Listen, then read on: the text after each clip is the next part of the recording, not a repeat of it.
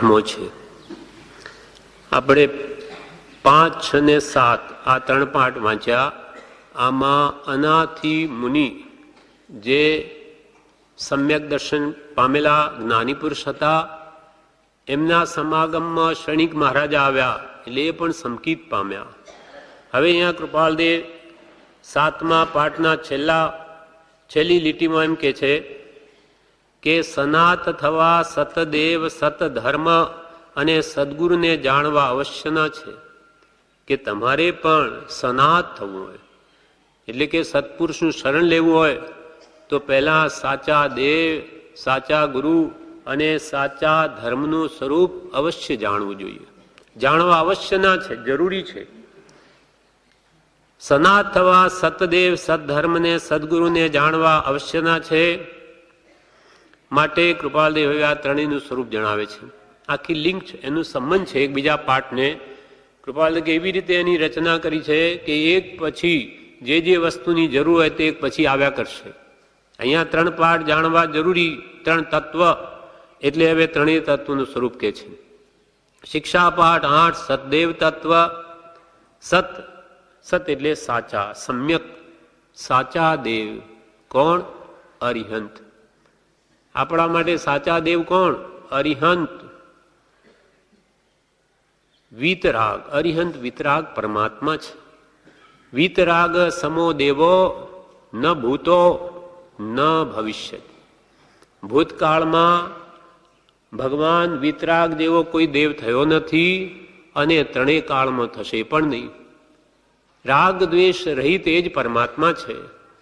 જ્યાં રાગના ચિહ્ન સ્ત્રી ભગવાનની પાસે હોય ને એને ભગવાન માને, કે શસ્ત્ર આદિ હાથમાં હોય ને એને ભગવાન માને, એ ભગવાનનું લક્ષણ જ નથી, સ્વરૂપ જ નથી.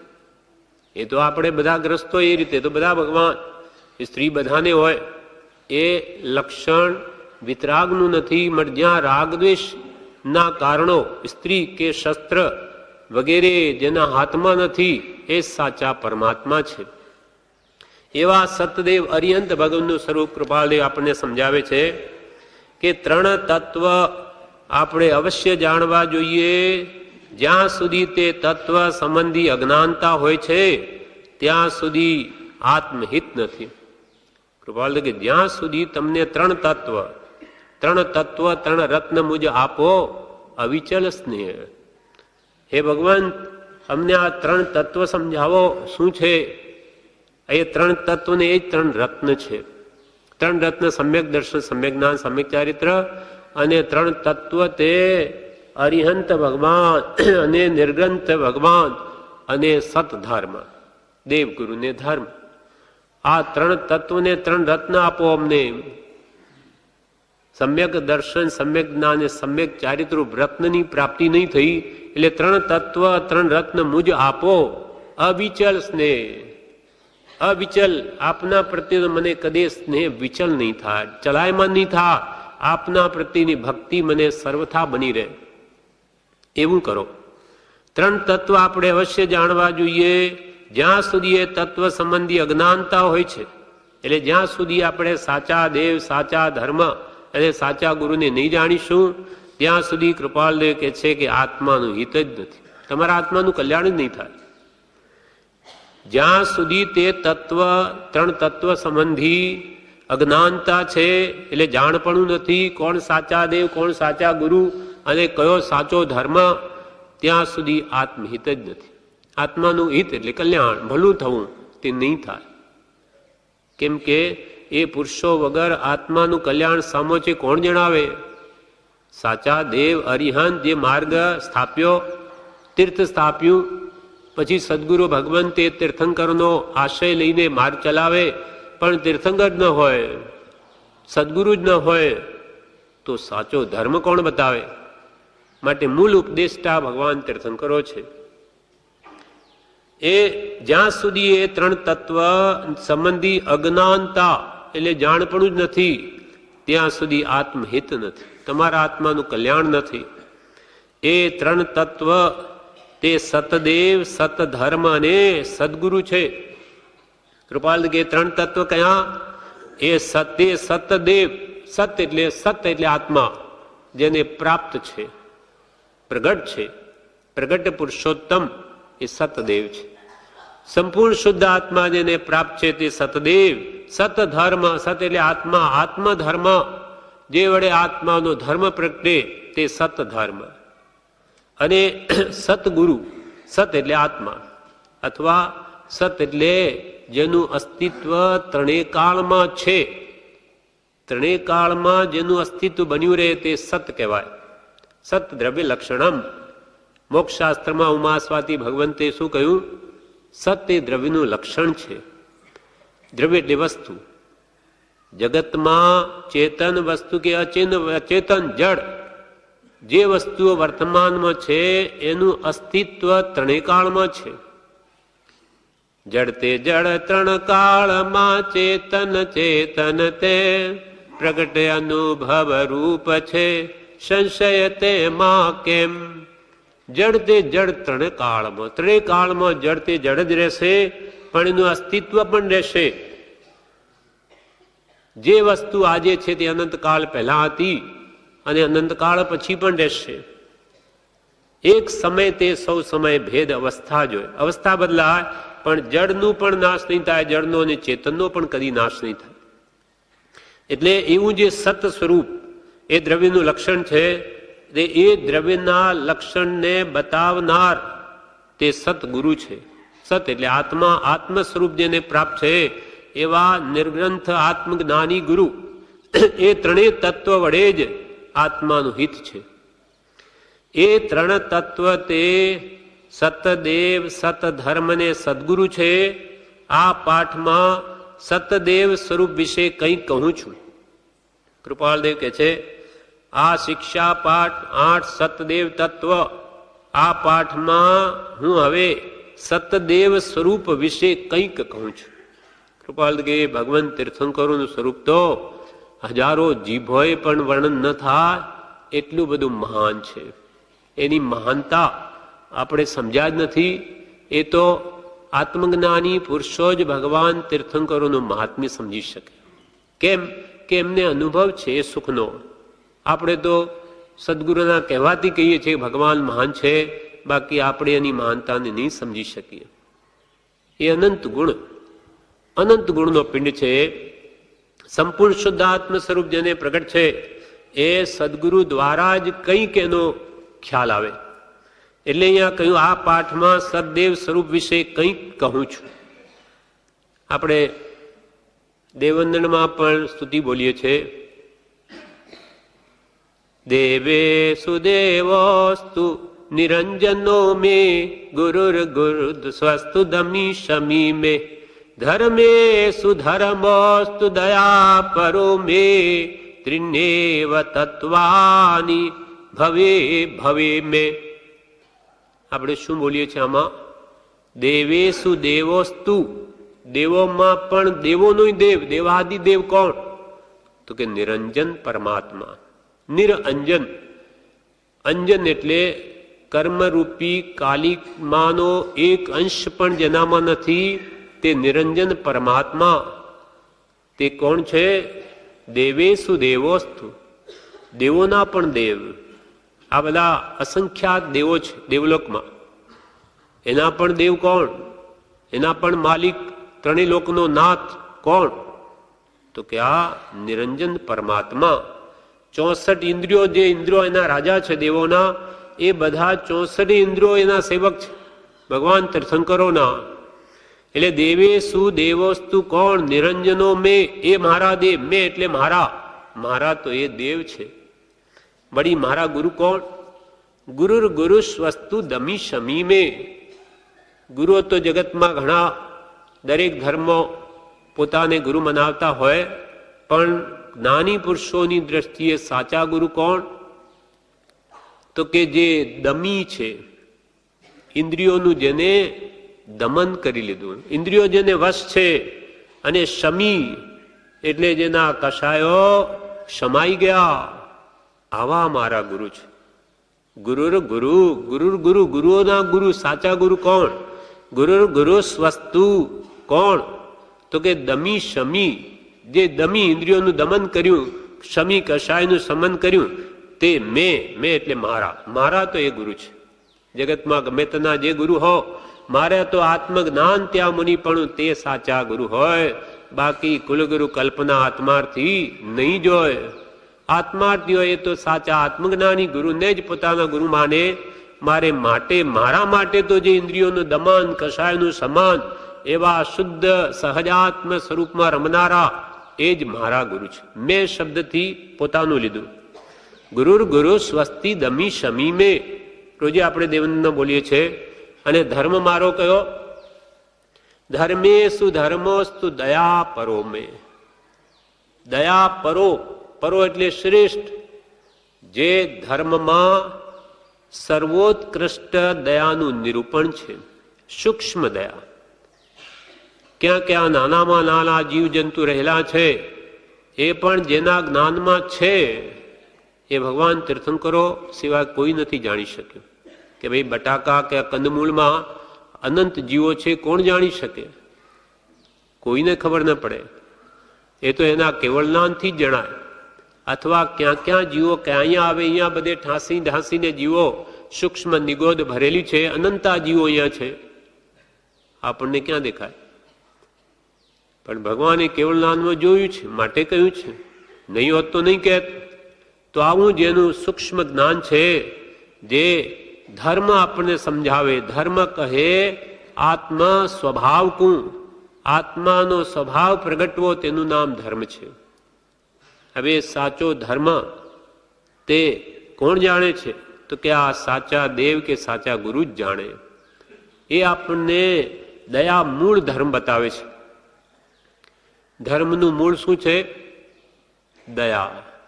દયા ધર્મ કો મૂળ है. पाप मूल अभिमान, तुलसी दया न छोड़िए जबलक घट में प्राण. જ્યાં સુધી ઘટમાં પ્રાણ છે ત્યાં સુધી દયાને છોડશો નહીં. આ જ વાત ભગવાન મહાવીરે કેવી રીતે કહી? અહિંસા પરમો ધર્મ. આ જ વાત કૃપાલદેવે કેવી રીતે કહી? મોક્ષમાળા બીજા પાઠમાં તો કે સર્વમાન્ય ધર્મ નામનો પાઠ લખ્યો મોક્ષમાળાનો બીજો. એમાં કહ્યું ભાખ્યું ભાષણ માં ભગવાન ધર્મ ન બીજો દયા સમાન. કોણે? કયા ભગવાને? ભગવાન મહાવીરે. અંતિમ તીર્થ ભગવાન મહાવીરનું ચાલી રહ્યું. એટલે કૃપાલ કે ભાખ્યું ભાષણ માં ભગવાન ધર્મ ન બીજો દયા સમાન.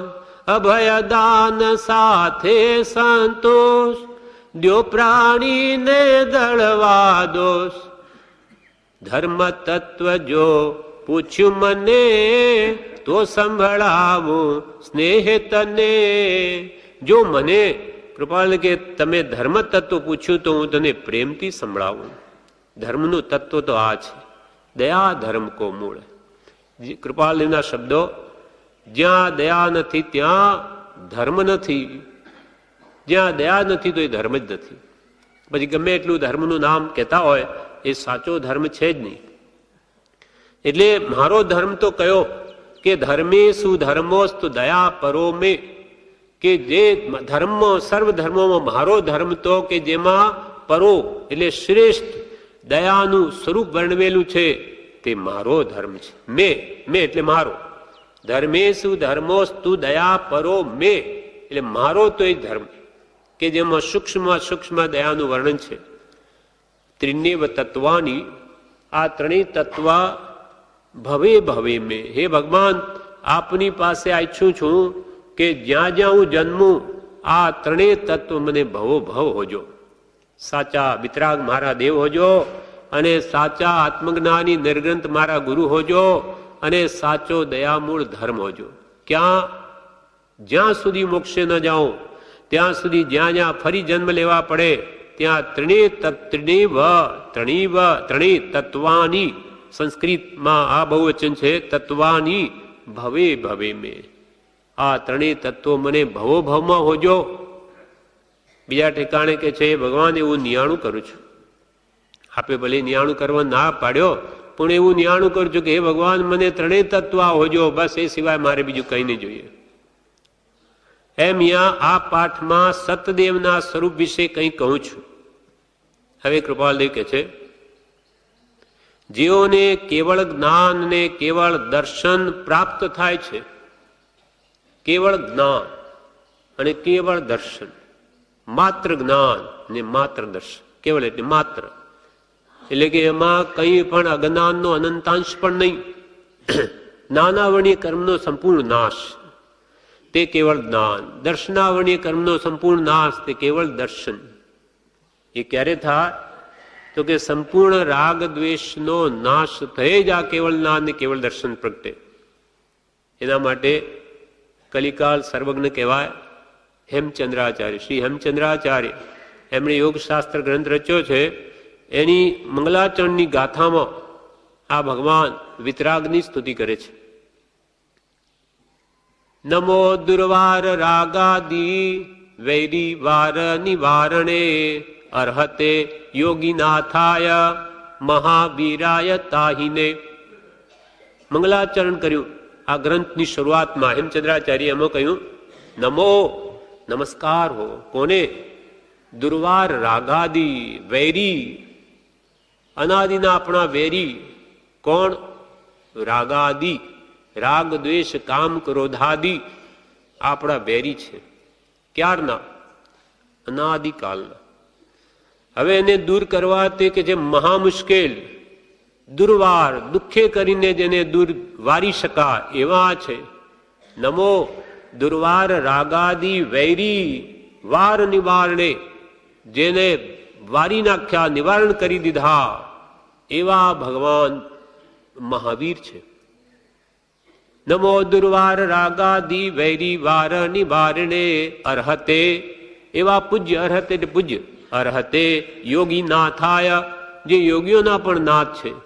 અર્હતે યોગી નાથાય મહાવીરાય તાહિને, મહાવીરાય એવા તાહિને તેમને મારા નમસ્કાર. હેમચંદ્રાચાર્ય કહે છે. કેમ? કે જેમને કેવળ જ્ઞાન ને કેવળ દર્શન પ્રાપ્ત થયું છે. કર્મના સમુદાય મહોગ્ર તપોપ ધ્યાન વડે વિશોધન કરીને જેઓ બાળી નાખે છે. મહોગ્ર તપોપ ધ્યાન. ભગવાન તીર્થંકરો મહાબળવાન તપ અને ધર્મ ધ્યાન વડે કર્મોને શોધી શોધીને બાળી નાખે છે. કર્મના સમુદાય મહોગ્ર તપોપ ધ્યાન, મહાઉગ્ર તપોપ ધ્યાન, મહોગ્ર તપોપ ધ્યાન વડે વિશોધન કરીને શોધી શોધીને કર્મોને જેઓ બાળી નાખે છે. એટલે કૃપાલદેવે આ વાત 757 પત્રમાં કહી, એક લીટી કહી છે કે કર્મરૂપ વેરીનો પરાજય કર્યો છે એવા અરહત ભગવાન, અરહંત ભગવાન, જેને કર્મરૂપી બધા વેરીઓનો પરાજય કરી દીધો, બધાને હરાવી દીધા, બધા પર જય મેળવ્યો એવા શ્રી અરહંત ભગવાન, તેમને મારા નમસ્કાર. કૃપાલદેવ કે જેને મહાઉગ્ર તપોપ ધ્યાન વડે વિશોધન કરીને જેને કર્મોને બાળી નાખ્યા છે, જેઓએ ચંદ્રને શંખથી ઉજ્જવળ એવું શુક્લ ધ્યાન પ્રાપ્ત કર્યું છે, ચંદ્રને શંખથી પણ ઉજ્જવળ પવિત્ર એવું શુક્લ ધ્યાન જેને પ્રાપ્ત કર્યું છે, ચક્રવર્તી રાજાધિરાજ કે રાજપુત્ર છતાં જેઓ સંસારને એકાંત અનંત શોકનું કારણ માનીને તેનો ત્યાગ કરે છે. આ ભગવાન તીર્થંકરો ચક્રવર્તીઓ પણ હોઈ શકે. ભગવાન શાંતિનાથ ભગવાન, કુંથુનાથ ભગવાન અને અરનાથ ભગવાન, આ 16માં, 17માં અને 18માં આ ત્રણેય તીર્થંકરો ચક્રવર્તીઓ પણ હતા તે જ ભાવમાં. એટલે અહીંયા કે છે ચક્રવર્તી રાજાધિરાજ કે રાજપુત્ર છતાં જેઓ સંસારને એકાંત અનંત શોકનું કારણ માનીને તેનો ત્યાગ કરે છે. આ બધા ઉચ્ચ પદવીઓ, રાજપુત્રો હોય, બધા તીર્થંકરો, રાજાધિરાજ હોય, ચક્રવર્તી હોય, છતાં સંસારને એકાંત અનંત શોકનું કારણ માને છે. આવી દેવતાઈ રિદ્ધિ ભોગવે ભગવાન તીર્થંકરો ને અહીંયાનું કાંઈ આવતું નથી, બધું દેવલોકથી આવે, છતાં પણ આ સંસારને અનંત શોકરૂપ માને છે. તે સંસારને એકાંત એટલે માત્ર અનંત શોકનું કારણ, અનંત દુઃખનું કારણ આ સંસારને માનીને એ જ્ઞાની પુરુષો, એ તીર્થંકરો પોતાનો ઘરનો ત્યાગ કરી દે છે. ચક્રવર્તી રાજાધિરાજ કે રાજપુત્ર છતાં જેઓ સંસારને એકાંત અનંત શોકનું કારણ માનીને તેનો ત્યાગ કરે છે, કેવળ દયા, શાંતિ, ક્ષમા, નિરાગિત્વ અને આત્મ સમૃદ્ધિથી ત્રિવિધ તાપનો લય કરે છે. ઘર છોડી પછી શું કરે? બસ આત્મ શાંતિ મેળવવા, ક્ષમા, નમ્રતા, સરળતા કે નિર્લોભતા વગેરે કે નિરાગિત્વ અને દયા આદિ ગુણો જે આત્માની સમૃદ્ધિ છે એ વડે ત્રિવિધ તાપનો લય કરે છે. આધિ, વ્યાધિ અને ઉપાધિનો સર્વથા નાશ કરે છે. કેવળ દયા, શાંતિ, ક્ષમા, નિરાગિત્વ અને આત્મ સમૃદ્ધિથી ત્રિવિધ તાપનો લય કરે છે. સંસારમાં મુખ્યતા ભોગવતા નાના વર્ણીય, દર્શનાવર્ણીય, મોહનીય અને અંતરા એ ચાર કર્મ ભસ્મીભૂત કરીને જેઓ સ્વસ્વરૂપથી વિહાર કરે છે. એક જ્ઞાની પુરુષો નાનાવર્ણીય, દર્શનાવર્ણીય, અંતરાય અને મોહનીય આ ચાર કર્મો જે આત્માના ગુણોને ઘાતે તેને ભસ્મીભૂત કરી બાળી નાખી અને શુદ્ધ સ્વરૂપથી વિહાર કરે. કેવળ જ્ઞાન થઈ ગયું છતાં હજુ આયુષ બાકી છે તો વિહાર કરે, પણ કેવી રીતે વિહાર કરે? તો કે શુદ્ધ સ્વરૂપમાં રહીને વિહાર કરે. પોતે તો પોતાના શુદ્ધ આત્મામાં છે, ભલે આપણને દેખાય કે શરીરમાં છે, એમને એનાથી કંઈ લેવા દેવા નથી. એ તો કર્મનું કામ કરે, પણ એ તો સ્વરૂપ સુખ ભોગવે. એટલે અહીંયા કૃપાલદેવે કહ્યું એ સંસારમાં મુખ્યતા ભોગવતા જ્ઞાનાવર્ણીય, દર્શનાવર્ણીય, મોહનીય, અંતરાય એ ચાર કર્મ ભસ્મીભૂત કરીને જેઓ સ્વસ્વરૂપથી વિહાર કરે છે, સર્વ કર્મના મૂળને જેઓ બાળી નાખે છે, કેવળ મોહિની જનિત કર્મનો ત્યાગ કરી નિદ્રા જેવી તીવ્ર વસ્તુ એકાંત ટાળી જેઓ પાતળા પડેલા કર્મ રહ્યા સુધી ઉત્તમ શીલનું સેવન કરે છે. મોહની કર્મ ગયું, દર્શનાવર્ણી ગયું અને જ્ઞાનાવર્ણી પણ ગયું. એટલે હવે દર્શનાવર્ણીની પ્રકૃતિ અહીંયા કૃપાલદેવે નિદ્રા શબ્દ વાપર્યો છે. એટલે કેવળ મોહિની જનિત કર્મનો ત્યાગ કરી નિદ્રા જેવી તીવ્ર વસ્તુ, નિદ્રા એવી તીવ્ર કર્મ છે. દર્શનાવર્ણીનો જ એક ભેદ છે કે આવે એને રોકવી બહુ અઘરી પડે છે. એટલે કૃપાલ કે નિદ્રા જેવી તીવ્ર વસ્તુને એકાંત ટાળી, એટલે સર્વથા ભગવાન તીર્થંકરોએ નિદ્રા વગેરેને જીતી લઈ પછી પાતળા પડેલા કર્મ, અઘાતિયા કર્મ એ જ્યાં સુધી રહે ત્યાં સુધી આ દેહમાં રહેવું પડે છે અને ત્યાં સુધી ઉત્તમ શીલનું સેવન કરે છે. એટલે યથાખ્યાત ચારિત્રમાં રહે છે. નિદ્રા જેવી તીવ્ર વસ્તુ ટાળી. એના ઉપર એક પ્રસંગ છે કૃપાલદેવનો. સુખલાલ ભાઈ હતા વસોમાં, એમને ઊંઘ બહુ આવે. એટલે કૃપાલદેવે એકવાર બેઠા હતા, બધા મુક્ષો હતા, ત્યારે એક સુખલાલભાઈ કે મને આ ઊંઘ બહુ સતાવે છે. ત્યારે કૃપાલદેવે ઊંઘ માટે એટલો બધો ઉપદેશ કર્યો કે આ કર્મની પ્રકૃતિ છે એને દૂર કરવા ક્ષત્રિય ભાવે વર્તવું. ક્ષત્રિય ભાવે જેમ પ્રભુશ્રી વર્તતા, પ્રભુશ્રીને ઊંઘ આવે શું કરે? આંખમાં છીંકણી નાખે. પહેલાના જે ઝૂંપડાઓમાં ગુરુઓ પાસે શિષ્યો ભણતા તેમને પણ ઊંઘ આવે એટલે ચોટલી બાંધી દે, દોરી બાંધી ચોટલીમાં કમાડમાં ક્યાંય બાંધી દે એટલે ઊંઘ આવે. ઝોંકું કે પાછો જાગે. કોઈ પાણી છાંટે, કોઈ ફરવા લાગે, કોઈ રીતે પણ ઊંઘને ઉડાડવી જોઈએ એટલે કૃપાલદેવ કે ઊંઘ આવે તો એને ક્ષત્રિય ભાવે વર્તવું, ક્ષત્રિયો એને મારી નાખે શત્રુ, એને આપણો શત્રુ છે. પછી એવો બોધ કૃપાલદેવે કર્યો કે બધા જ ઊભા જ છે, ઊભા રહેવાની આજ્ઞા કરેલી, એટલે ઊભા હતા. તે ઊભા જ કે છે સાંજે 6 વાગે પ્રભુ કૃપાળુદેવે ઉપદેશ ચાલુ કર્યો, તે ઠેઠ સવારના 6 વાગ્યા સુધી 12 કલાક સુધી કૃપાળદેવે ઉપદેશ આપ્યો, આખી રાત. છતાં કોઈને થાક નહીં, ઊંઘ નહીં. અને સુખલાલભાઈ તો એમ લખે છે કે મારી તો એવો ઉપદેશ આપ્યો કે જે ઊંઘ મને બહુ સતાવતી હતી, મારી તો કાયમની માટે ઊંઘ જ નીકળી ગઈ, કાયમના માટે ઊંઘ જતી રહી. જે મેં શિમડામાં એક ડાયાભાઈ હતા, આપણા મુક્ષે ગુજરી ગયા 12 મહિના પહેલા, એમને કોઈ દિવસ ઊંઘ જ નહીં. 42 વર્ષથી કે મને એમ છે કોઈ દિવસ ઊંઘ જ નહીં, માળા ગણ્યા કરું. એમ દર્શનાવરણી કર્મ મન થયું આ રીતનું નિદ્રા કર્મનું. આમ તો બીજા આવરણો દર્શનાવરણા ઘણા છે, નહીં તો કેવળ જ્ઞાન થઈ જાય. પણ એ નિદ્રા સંબંધી એમને કહે છે મને તો એટલો લાભ થયો. અને પછી સવારમાં આ બધા અપાસરે ગયા પ્રભુશ્રીજી પાસે. ત્યારે પ્રભુશ્રીજી જ આ પોતે કહે છે કે જાણે કોઈ દેવલોકમાંથી દેવના આવ્યા હોય એવી શાંતની છાયા એ બધા મોક્ષોના મોઢા પર જોઈ. એટલે મોક્ષે કાલની વાત કરી કે એવો ઉપદેશ થયો અમને તો મારું તો કામ થઈ ગયું. એક મોક્ષ તો એમ બોલ્યા. ત્યારે પ્રભુશ્રીને અંતરમાં આનંદ પણ થયો, પણ ખેદ પણ થયો કે અમને આ અંતરાય રહ્યો, અમે આ ઉપદેશ શ્રવણ નહીં કરી શક્યા. પણ એવો ઉપદેશ કૃપાલદેવે આખી રાત ચલાવ્યો.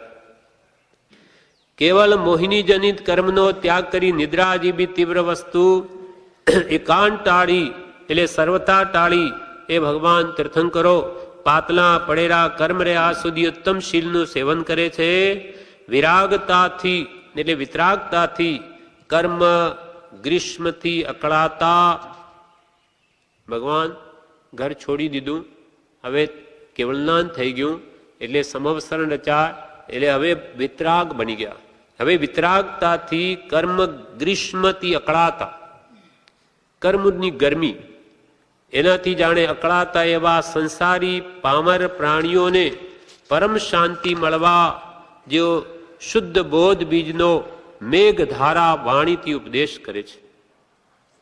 આપણા આત્માઓને જે ત્રિવિધ તાપમાગ્નિથી આપણો આત્મા સળગી રહ્યો છે એને કેમ શાંતિ ઉપજે, એના માટે ભગવાન તીર્થંકરો દયા કરી.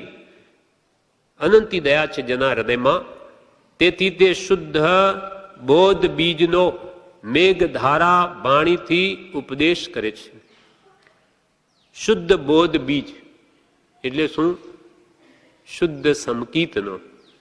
આપણને શુદ્ધ સમકીત કેમ પ્રગટે એના માટે એ મેઘધારા વાણીથી ઉપદેશ કરે છે. મેઘધારા, મેઘ એટલે વરસાદ, વરસાદની ધારા જેમ વરસે એવી રીતે ભગવાને ઉપદેશ કર્યો, આપણા માટે કરે છે. જેઓ શુદ્ધ બોધ બીજનો મેઘધારા વાણીથી ઉપદેશ કરે છે.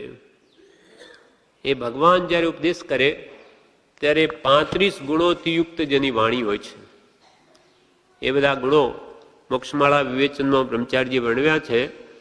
એ 35 છે, પણ આપણે 8-9 એમાં જોઈ જઈએ કે ભગવાનની વાણી કેવી હોય.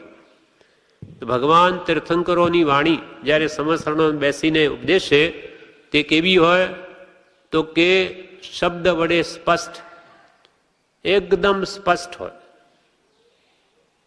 ભલે ને ત્યાં હજારો જીવો લાખો બેઠા હોય, બધાને પણ એક સરખી સંભળાય. એક યોજન ગામીની વાણી હોય, એક યોજન સુધી સંભળાય. 8 માઇલ 13 કિલોમીટર અહીંયાથી આણંદ સુધી સંભળાય. એ શબ્દ વડે પછી સ્પષ્ટ. એમાં શું દિવ્ય ધ્વનિમાં એ દેવો સુર પૂરે છે, એટલે એ વાણી દેવકૃત, એટલે એટલી દૂર પણ સ્પષ્ટ સંભળાય. પણ જે સ્પષ્ટતા ગુણ છે એ ભગવાનનો ગુણ છે. શબ્દ વડે સ્પષ્ટ. બીજું, સર્વને પોતપોતાની ભાષામાં સમજાય તેવી. આપણને આપણી ભાષામાં સમજાય, પશુ પક્ષીઓને પશુ પક્ષીઓની ભાષામાં સમજાય એવી ભગવાનની અતિશય વાણી છે. સર્વને પોતપોતાની ભાષામાં સમજાય તેવી, ત્રીજું સંદેહ વગરની. ભગવાનની વાણીમાં આપણે શંકા થાય જ નહીં. શંકા જે થાય એના સમાધાન જ મળી જાય. એ બી ભગવાન તો ત્રણેય ત્રિકાળ જ્ઞાની છે, એટલે ભગવાનની વાણીનો આ ત્રીજો અતિશય તે સંદેહ વગરની હોય. ચોથું, થોડું છેલ્લે સાંભળે તોય પોતાને કૃતકૃત્ય માને કે મને આટલું તો સાંભળવા મળ્યું. એટલે એટલી બધી ભગવાનની વાણી મધુરતાવાળી હોય કે છેલ્લું પણ કોઈને સાંભળવા મળે તો એમ કૃતકૃત્ય પોતાને માને કે મને આટલું તો સાંભળવા મળ્યું. થોડું છેલ્લે સાંભળે તોય કૃતકૃત્ય માને કે મને આટલું તો સાંભળવા મળ્યું. પાંચમું, કેમ કે 4 વસ્તુ હતું દુર્લભ કઈ મનુષ્ય ભાવમાં. એક તો મનુષ્યપણું ને બીજી ભગવાનના વચનોની શ્રુતિ. શ્રુતિ દુર્લભ છે, શ્રવણ થવું દુર્લભ. ચતુરાણી પલમંગાણી પરમંગાણી દુલ્હાણીય જંતુનો માણું સત્તમ, એક તો મનુષ્યપણું, પછી સુઈ. સુઈ એટલે શ્રુતિ, શ્રુતિ એટલે સાંભળવું. કોનું સાંભળવું? ભગવાનના વચનોનું શ્રવણ અતિ દુર્લભ છે. એટલે પ્રભુ કે પ્રભુ આ અહીંયા કે ભગવાનના વચનો તમારા કાને પડે તમારા મહાભાગ્ય છે. બાકી એ સહેલું નથી. એ કઈ વચનો બધા જીવોને કાન સુધી પહોંચે એના માટે ઘણું ભાગ્ય જોઈએ. કેમ કે એ વચનથી જ, શ્રવણથી જ જ્ઞાન થાય ને જ્ઞાનથી જ વિજ્ઞાન થાય.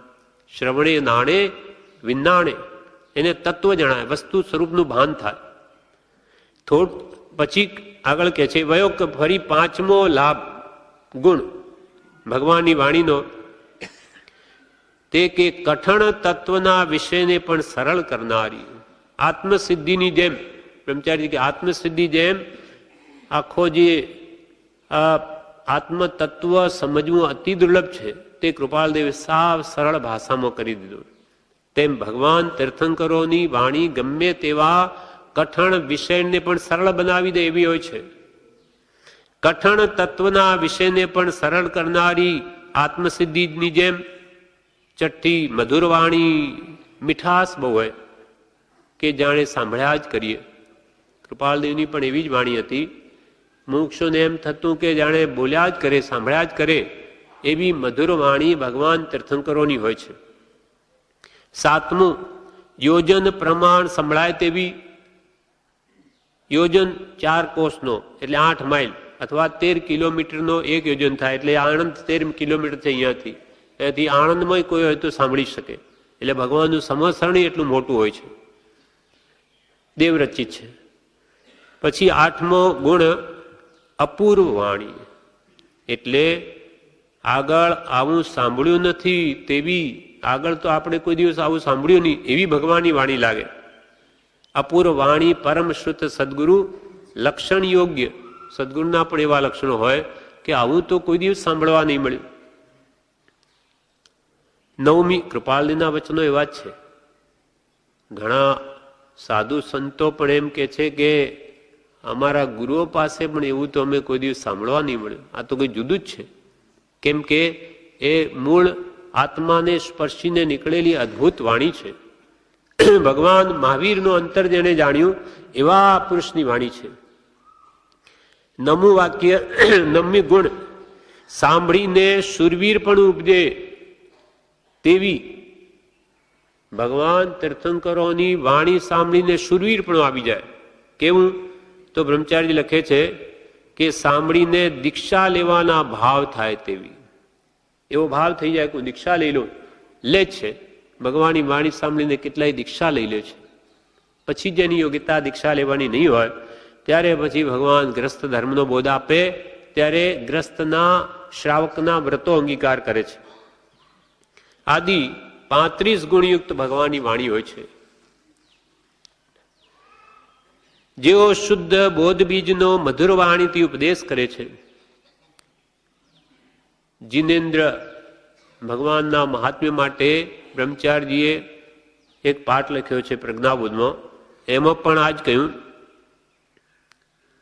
જય દેવ જીનેન્દ્ર મહાન, અહો હો દેવ જીનેન્દ્ર મહાન, અતિશયવંતી વાણી અદભુત દેતલીનતા તાન. અતિશયવંતી વાણી અદભુત દેતલીનતા તાન.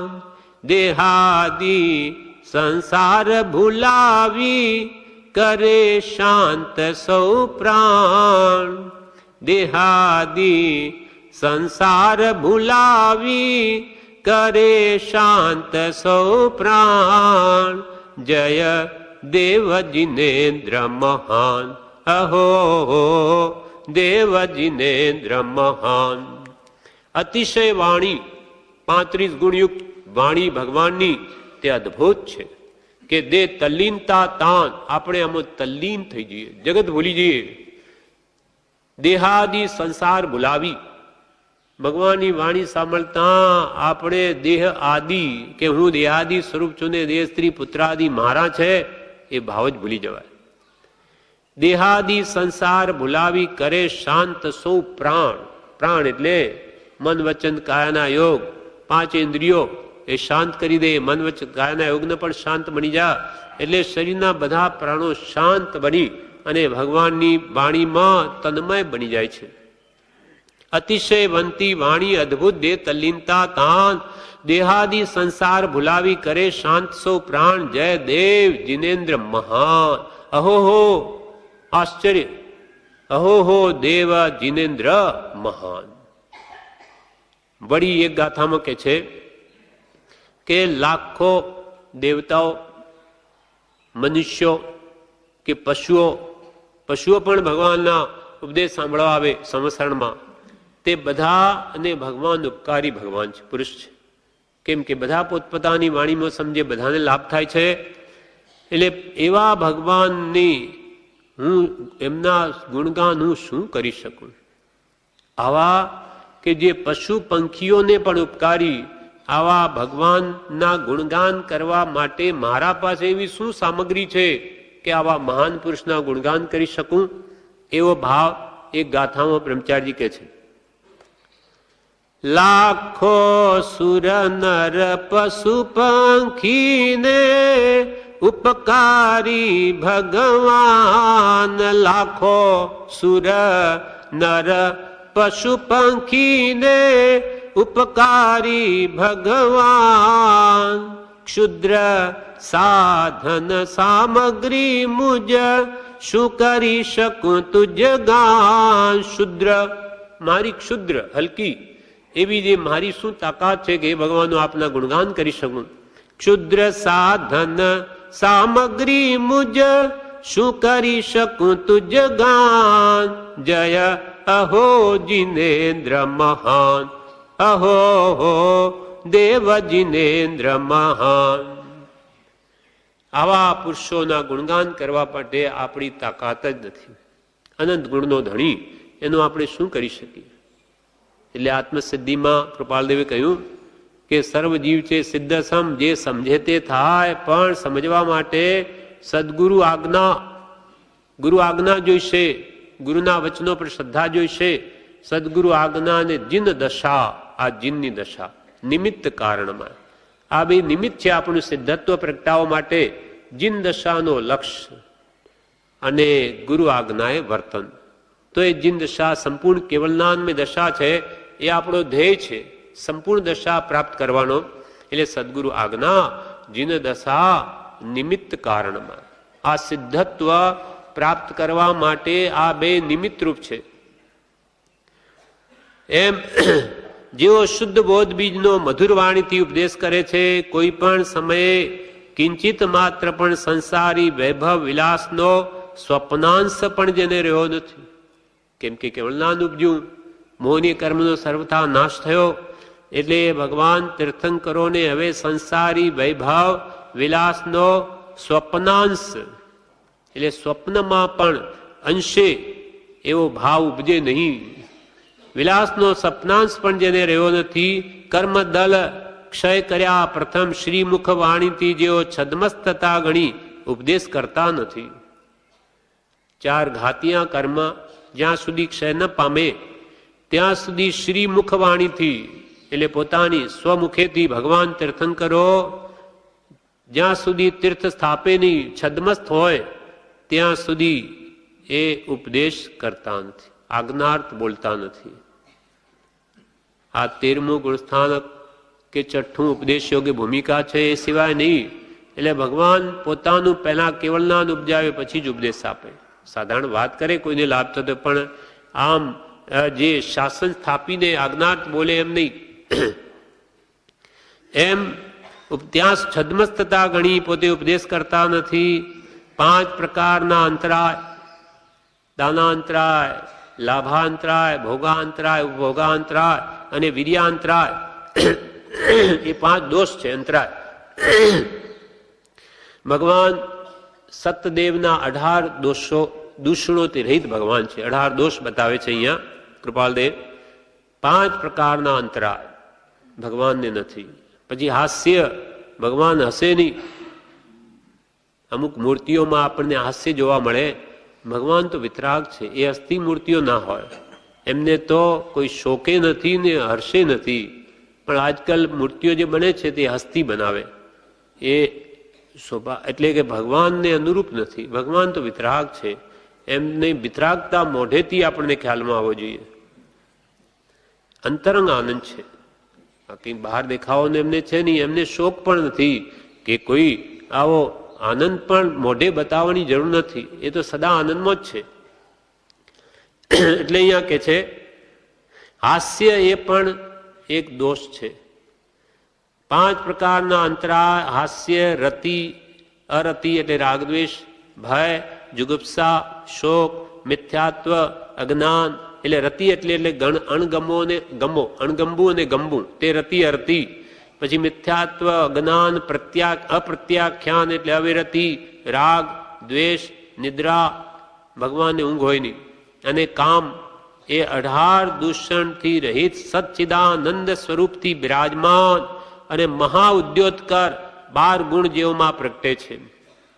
18 દૂષણથી રહિત પરમાત્મા છે અને સતચિદ આનંદમય છે. સચ્ચિદ આનંદ એટલે બ્રહ્મચારી એનો અર્થ કર્યો છે વિવેચનમાં. સત એટલે સમ્યક દર્શન, સત એટલે આત્મા, એટલે સમ્યક જ્ઞાન. સત એટલે સમ્યક દર્શન, ચિદ એટલે જ્ઞાન, સમ્યક જ્ઞાન, અને આનંદ એટલે અનંત સુખ એટલે સમ્યક ચારિત્ર. સચ્ચિદાનંદ કહો કે સમ્યક દર્શન જ્ઞાન ચારિત્રથી યુક્ત કહો, એક જ છે. એમ તેઓ 18 દૂષણથી રહિત સચ્ચિદાનંદ સ્વરૂપથી બિરાજમાન અને મહા ઉદ્યોતકર એટલે મહાપ્રભાવક એવા 12 ગુણ જેઓમાં પ્રગટે છે. એટલે એમના પુણ્ય પ્રભાવથી 12 ગુણ પ્રગટે છે. એ કયા કયા? તો કે 8 પ્રાતિહાર્ય અને 4 અતિશય એ ભગવાનને પ્રગટે. એમના પુણ્ય પ્રભાવ તીર્થંકર નામ પ્રકૃતિ છે. એટલે એમને 8 પ્રાતિહાર્ય એટલે 8 સેવક હોય. તે 8 દેવકૃત છે, દેવતા કરે. ભગવાન તો નિરાગી પરમાત્મા છે. એટલે તીર્થંકર પદ પ્રાપ્તિના કારણે આ 8 પ્રાતિહાર્ય શું છે તે જણાવે છે વિવેચનમાં. કે પહેલું અશોક વૃક્ષ હોય, એટલે ભગવાનનું જે માપનું શરીર હોય એનાથી 12 ગુણું ઊંચું ભગવાનની ઉપર દેવો આ અશોક વૃક્ષની સમસરણમાં રચના કરે છે. બીજું છે સૂરપુષ્પ વૃષ્ટિ, એ દેવતાઓ ભગવાન ઉપર પુષ્પોની વૃષ્ટિ કરે. ત્રીજું દિવ્ય ધ્વનિ, એટલે દિવ્ય ધ્વનિથી તેમના દેશનામાં સૂર પૂરે છે. ચોથું ચામર, એટલે ભગવાનને ચામર બીંજે દેવતાઓ. ભગવાનને કાંઈ જરૂર નથી, એ તો વિતરાગ છે. પણ આ દેવોની ભક્તિ છે કે મારા ભગવાનને શું કરું ને શું ન કરું, એટલે આવા ચામરો બીંજે. પછી સિંહાસન, ભગવાનને બેસવા માટે રત્ન જડિત સુવર્ણનું સિંહાસન રચે છે, સોનાનું મણિમંડિત એવું સિંહાસન ભગવાનને માટે રચે. પણ ભગવાન તો એના ઉપર પણ 4 આંગળ અધ્ધર જ બેસે, એને અડતા પણ નથી. ભગવાન તો અધ્ધર બેસે, પણ આ ભક્તના ભાવ છે. જેમ યશોવીજી મહારાજે કહ્યું સ્તવનમાં કે આ ભગવાન આપ કે આ આંગીના પરિગ્રહમાં પડશો તો ક્યારે આ કેવી રીતે ભલું થશે તમારું? આંગી પ્રમુખ પરિગ્રહમાં પડશો, હરિહરાદિક ને કિણ વિધ નડશો. આ બધા હરિહરા, હરિ, બ્રહ્મા, વિષ્ણુ, મહેશ એ પણ આવી રીતે આ બધા આંગી પહેરીને રે ને તમે કે આમ કરશો તો એમને તમે જુદા કેવી રીતે પડશો? ત્યારે પાછું પોતે જ કહે છે, શાસ્ત્ર બી હવે દ્રષ્ટિ પહોંચ, ભક્તની કરણી દોષન તુમને, અઘટિત કેવું અયુક્ત તે અમને. આ તો ભક્તની કરણી છે હે ભગવાન. હવે શાસ્ત્ર વિશે દ્રષ્ટિ પહોંચી અને જણાયું કે આ તો ભક્તની કરણી છે, આપ તો ભગવાન છો. દોષ ન તુમને, અઘટિત કેવું અયુક્ત તે અમને. આપને આવું કેવું અમારા માટે અઘટિત છે. આપ તો વિતરાગ પરમાત્મા જ છો. આ તો ભક્તનો ભાવ છે. તેમાં દેવો બધા ભક્તિથી આવું કરે. બળી મસ્તકની પાછળ તેજને સમરી લેનાર ભામંડલ રચે. ભગવાનની પાછળ ભગવાનનું એટલું બધું તેજ હોય છે કે આપણે સામે નહીં જોઈ શકીએ. જેમ કે આ સૂર્ય છે, એની સામે આપણે ઘણી વાર જોઈ ન શકીએ, એટલું એનું તેજ છે. એના કરતાં પણ ભગવાન તો વિશેષ તેજ હોય, સામે ન જોવાય. એટલે આ દેવો પાછળ ભામંડલ રચે કે એના તેજને સંહરી લે આમાં, એટલે બીજા લોકો આરામથી ભગવાનની સામે જોઈ શકે. આ થયું ભામંડલ, એ પણ દેવકૃત છે. પછી દુંદુભી, ભગવાનની વાવા કરવા, એમની શોભા વધારવા એ દેવો દુંદુભી વગાડે. પછી છત્ર, ભગવાનના મસ્તક ઉપર 3 મનોહર છત્ર છે, કેમ કે ભગવાન ત્રણેય લોકના નાથ છે. ઉર્ધ્વ દેવલોક, અધો, ભુવનપતિ, બધાના જે નીચે રહેલા દેવો અને આપણે મધ્યમાં રહેલા મનુષ્યો, એ ત્રણેય લોકના ભગવાન નાથ છે. માટે ભગવાનની ઉપર 3 છત્ર રચે દેવો. આમ 8 આ જે પ્રાતિહાર્ય છે એ 8 ગુણોને 8 પ્રાતિહાર્ય કહેવામાં આવે છે. કે પ્રાતિહારી એટલે રાજસેવકની જેમ તે ભગવાનની હંમેશા સાથે રહે છે. કેવળ નામ થયા પછી તીર્થંકર નામ પ્રકૃતિને લઈને આ છે. આ બધા દેવકૃત. હવે 4 ભગવાનના બીજા અતિશય છે. 12 ગુણ અરિહંત દેવ, અરિહંતના 12 ગુણ છે. આ પાઠ શાનો છે? સતદેવ તત્વનો ભાવ પાઠ છે. સાચા દેવ કોણ તેનું સ્વરૂપ બતાવવા માટે કૃપાલ દેવે આ બધું લખ્યું. હવે 4 અતિશય ભગવાનના કયા છે? તો કે અપાય, અપાય, અપગમ અતિશય. અપાય એટલે દુઃખ, અપગમ નાશ પામી જાય. એટલે ભગવાન જ્યાં જ્યાં વિચરે ત્યાં અતિવૃષ્ટિ હોય નહીં, અનાવૃષ્ટિ હોય નહીં, ત્યાં રોગ હોય નહીં, મરકી હોય નહીં, વગેરે બધા અનિષ્ટોનો નાશ થઈ જાય છે. ભગવાનનો પ્રતાપ કેવો કે ભગવાન જ્યારે જન્મે ત્યારે નરકમાં અજવાળું થાય, બાકી કાયમ જ્યાં અંધારું છે એવો ભગવાનનો પુણ્ય પ્રતાપ સૌથી વધારે છે. જગતમાં કોઈનું એવું પુણ્ય હોય નહીં. પછી બીજો અતિશય છે જ્ઞાનાતિશય, એટલે સમસ્ત વિશ્વનું સંપૂર્ણ સ્વરૂપ જે જાણે છે એવું ભગવાનનું જ્ઞાન છે. ભગવાનના જ્ઞાનથી કોઈ પણ વસ્તુ બહાર નથી. પછી ત્રીજો અતિશય પૂજાતિશય. એ ભગવાનનો એવો અતિશય છે કે ભગવાનને ભલે બળદેવ હોય, વાસુદેવ હોય, ચક્રવર્તી હોય, ઇન્દ્રો હોય, એ મોટા મોટા બધા રાજાઓ ઇન્દ્ર બધા આવીને નમે, ભગવાનની પૂજા કરે, એવો ભગવાનનો પૂજા અતિશય છે. ચોથો વચનાતિશય, એટલે ભગવાનની વાણીનો અર્થ દેવ, મનુષ્ય, પશુ, તિર્યંચ બધા સમજી શકે. આ એમનો વચનાતિશય છે. આમ પ્રમાણે અપાય, અપગમ અતિશય, જ્ઞાનાતિશય, પૂજાતિશય અને વચનાતિશય આ તો ભગવાનના સચ છે. અને આ બીજા જે 8 પ્રાતિહાર્ય છે તે દેવકૃત છે. આમ બધા મળી અને 12 ગુણથી એ ભગવાન યુક્ત છે. 12 ગુણ અરિહંત દેવ, પ્રણમી જે ભાવે, સિદ્ધ 8 ગુણ સમર્થા દુગધો હગજાવે, આચાર્ય ગુણ 36 25 ઉજાય, 27 ગુણ સાધુના જપતા શિવ સુખતા. એમ અહીંયા કૃપાલદેવે કહ્યું આ સચ્ચિદાનંદ સ્વરૂપથી બિરાજમાન અને મહા ઉદ્યોતકર, મહાપ્રભાવકર એવા 12 ગુણ જીવમાં પ્રગટે છે પુણ્યના પ્રભાવે. જન્મ મરણ અને અનંત સંસાર જેનો ગયો છે, જન્મ ગયો, ભગવાન ફરી જન્મે નહીં કોઈ કાળે, ફરી માટે જન્મે નહીં એટલે મરણ પણ નથી, અને એમનો અનંત સંસાર નષ્ટ થઈ ગયો.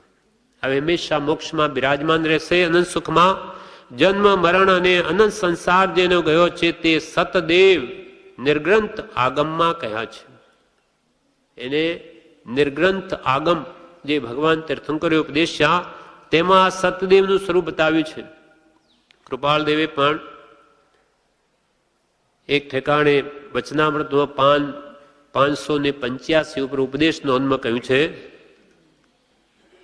નહીં 585 પાન ઉપર કહ્યું કે જ્ઞાનમય આત્મા જેમને પરમોત્કૃષ્ટ ભાવે પ્રાપ્ત થયો અને જેમણે પરદ્રવ્ય માત્ર ત્યાગ કર્યું છે તે દેવને નમન હો, નમન હો.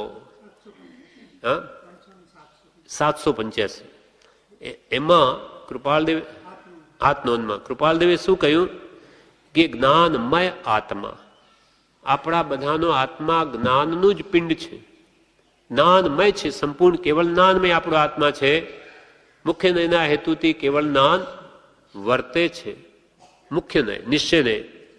એવો જે જ્ઞાનમય આત્મા જેમને પરમોત્કૃષ્ટ ભાવે પ્રાપ્ત થયો, પરમ ઉત્કૃષ્ટ ભાવે એ કેવળ જ્ઞાનમય આત્મા જેને પ્રગટ થયો, અને જેમણે પરદ્રવ્ય માત્ર ત્યાગ કર્યું, સંપૂર્ણપણે પોતાના શુદ્ધ સહજાત્મ સ્વરૂપ સિવાય જેને કંઈ પોતાનું માન્યું નથી, એમને બધું મૂકી દીધું છે, જેમણે પરદ્રવ્ય માત્ર ત્યાગ કર્યું છે, એવા દેવને નમન હો, નમન હો, અમારા નમસ્કાર હો, નમસ્કાર હો. તે સતદેવ નિર્ગ્રંથ આગમમાં કહ્યા છે એ દોષ રહિત શુદ્ધ આત્મ સ્વરૂપને પામેલ હોવાથી પૂજનીય પરમેશ્વર કહેવાય છે. એ શુદ્ધ આત્મ સ્વરૂપને પામેલા પુરુષો છે. આપણને એનું ધ્યાન આપી દીધું.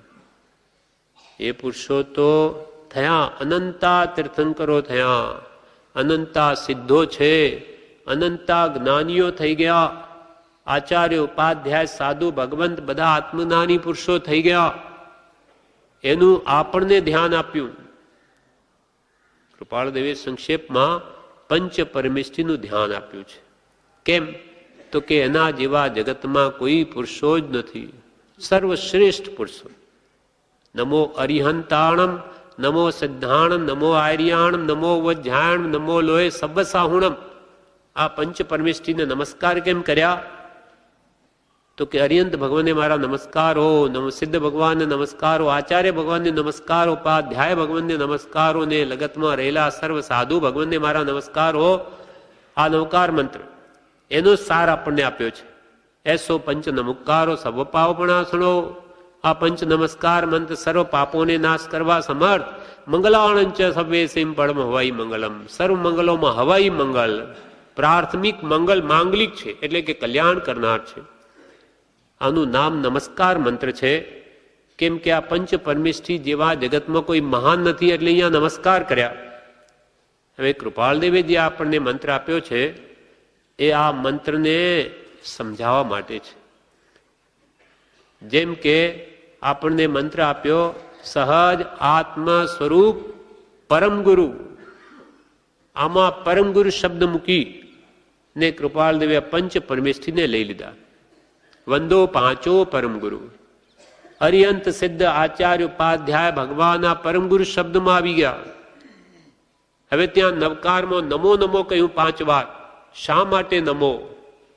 એનું રહસ્ય આપણને બતાવે છે કે પરમ ગુરુ પંચ પરમેષ્ઠી શા માટે નમસ્કાર કરવા યોગ્ય? તો કે સહજ આત્મ સ્વરૂપ પરમ ગુરુ.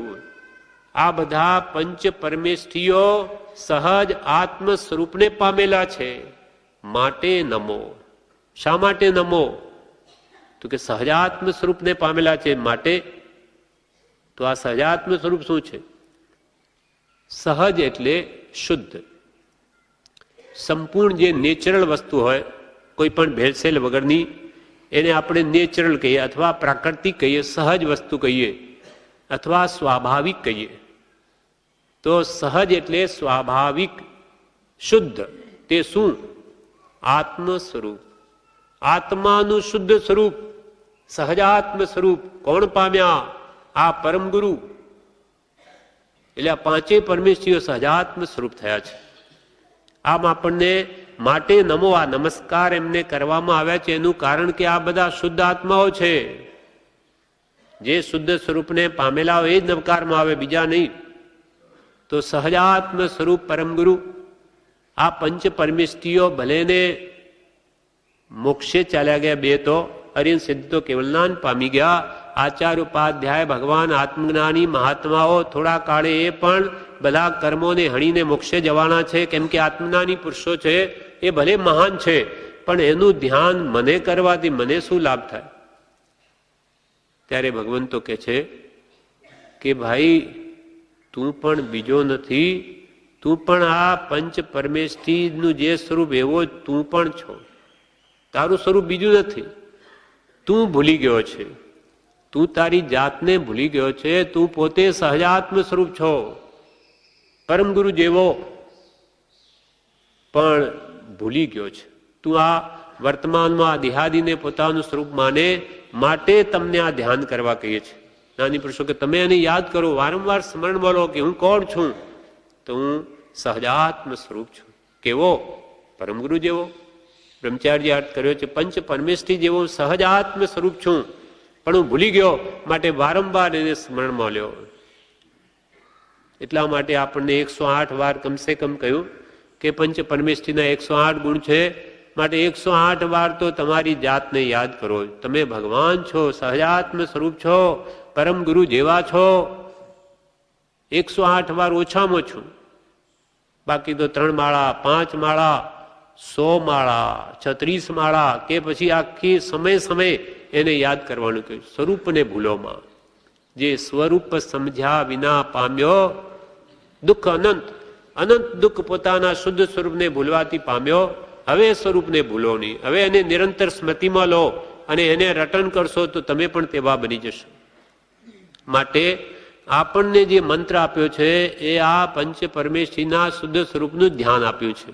એટલે અહીંયા કે છે તે દોષ રહિત શુદ્ધ આત્મ સ્વરૂપને પામેલા, શુદ્ધ આત્મ સ્વરૂપને પામેલા ભગવાન તીર્થંકરો છે. એ દોષ રહિત શુદ્ધ આત્મ સ્વરૂપને પામેલ હોવાથી પૂજનીય પરમેશ્વર કહેવાય છે. પૂજનીય, પૂજવાયું છે. એને જે વળગે આ જીન, એટલે જેને રાગદ્વેષ અજ્ઞાન જીત્યા એવા દેવગુરુ ધર્મને જે વળગે એનું અવશ્ય કલ્યાણ થાય. વળગ્યા જે પ્રભુ નામ ધામ તે ગુણ તણા, ધારો ચેતન રામ અહો થિર વાસનમ, દેવચંદ્ર જીન ચંદ્ર હૃદય સ્થિર થાપજો, જીન આણાયુત ભક્તિ શક્તિ મુજ આપજો. દેવચંદ્રજી મહારાજ કે છે આવા વિતરાગ પરમાત્માને તમે વળગ્યા તમારું કલ્યાણ થઈ જશે, તમે વિતરાગ બની જશો. આત્મા વિનય થઈ લઘુત્વ ભાવ પામ, સરળ લઘુત્વ ભાવ પામી સદૈવ સત્પુરુષના ચરણ કમલ પ્રતિ રહ્યો, તો જે મહાત્માઓને નમસ્કાર કર્યા છે તે મહાત્માઓની જે જાતિની રિદ્ધિ છે તે જાતિની રિદ્ધિ સંપ્રાપ્ત કરી શકાય. આવા પુરુષોને ભજવાથી આપણે એવા થઈશું. એટલે કે છે દેવચંદ્રજી મહારાજ વળગ્યા જે પ્રભુ નામ ધામ તે ગુણ તણા, જે ભગવાનના નામને વળગ્યા. શુદ્ધ નામ એટલે શુદ્ધ સ્વરૂપ. આપણે કૃપાલદેવ એટલે કોણ? શુદ્ધ આત્મા. આ ચિત્રપટ તો એમનું શરીર છે, એ એમનું નહોતું. એમાં રહેલે શુદ્ધ આત્મા, એને આપણે વળગ્યા છે. એટલે કૃપા પ્રભુશ્રી કહે કે પ્રભુ સ્વરૂપ ભક્તિમાં તન્મય રહો.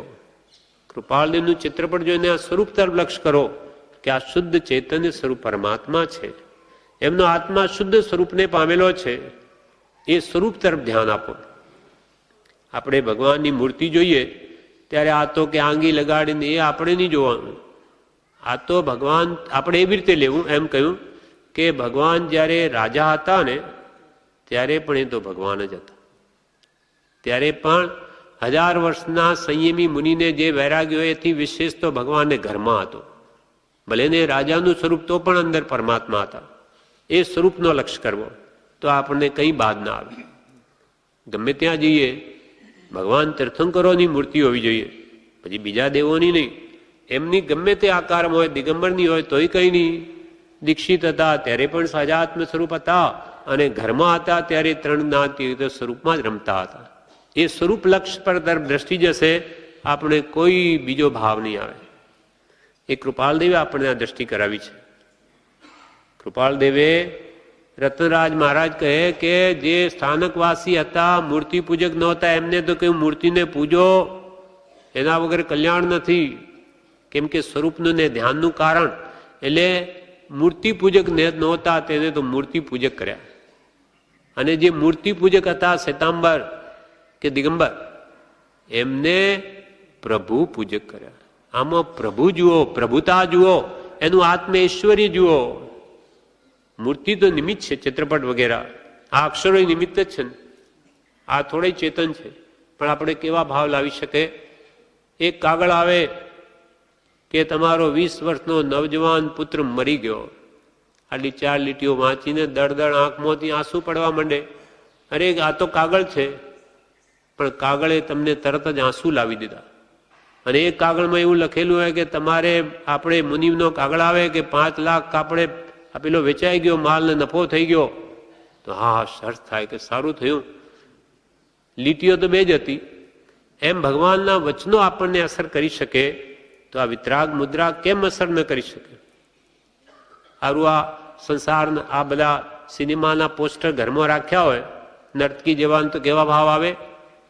રાગ થાય. તો વિતરાગની મુદ્રાથી વિતરાગ ભાવ કેમ ના આવે? એટલે કૃપાલદેવે કે મૂર્તિની અત્યંત આવશ્યકતા છે. અનાદિકાલથી આ ચાલી આવ્યું. 500 વર્ષ પહેલા જ લોકાશય આ વચ્ચે એવું થયું. બાકી મૂર્તિ તો અત્યંત આવશ્યક છે. જીન બિંબ જિનાગમ ભવિણકુ આધારા, એટલે એ જોઈએ જ. એટલે અહીંયા કૃપાલદેવ કે છે એ શુદ્ધ સ્વરૂપને પામેલ હોવાથી પૂજનીય પરમાત્મા છે.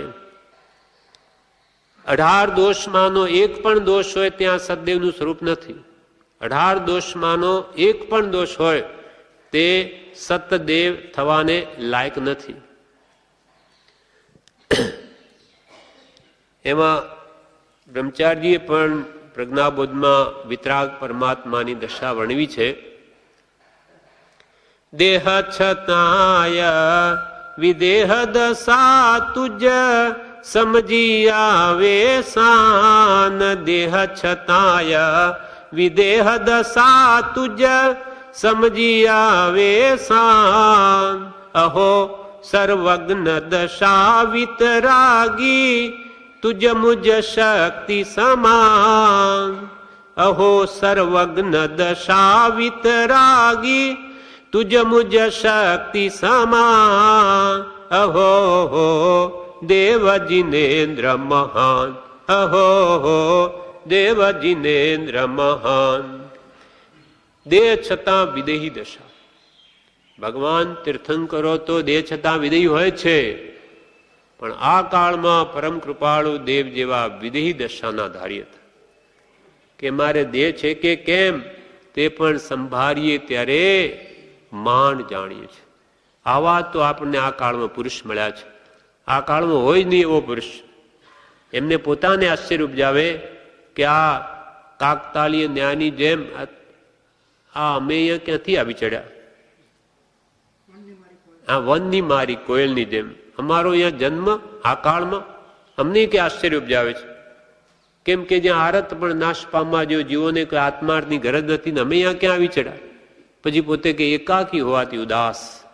એકાકી એક સૌભાગ્યમય મળ્યા પહેલા, ત્યારે એમને અંતર ઠાળવાની કઈ જગ્યા મળી નહીં, તો કોની સાથે વાત કરવી એવો કાળ આવી ગયો.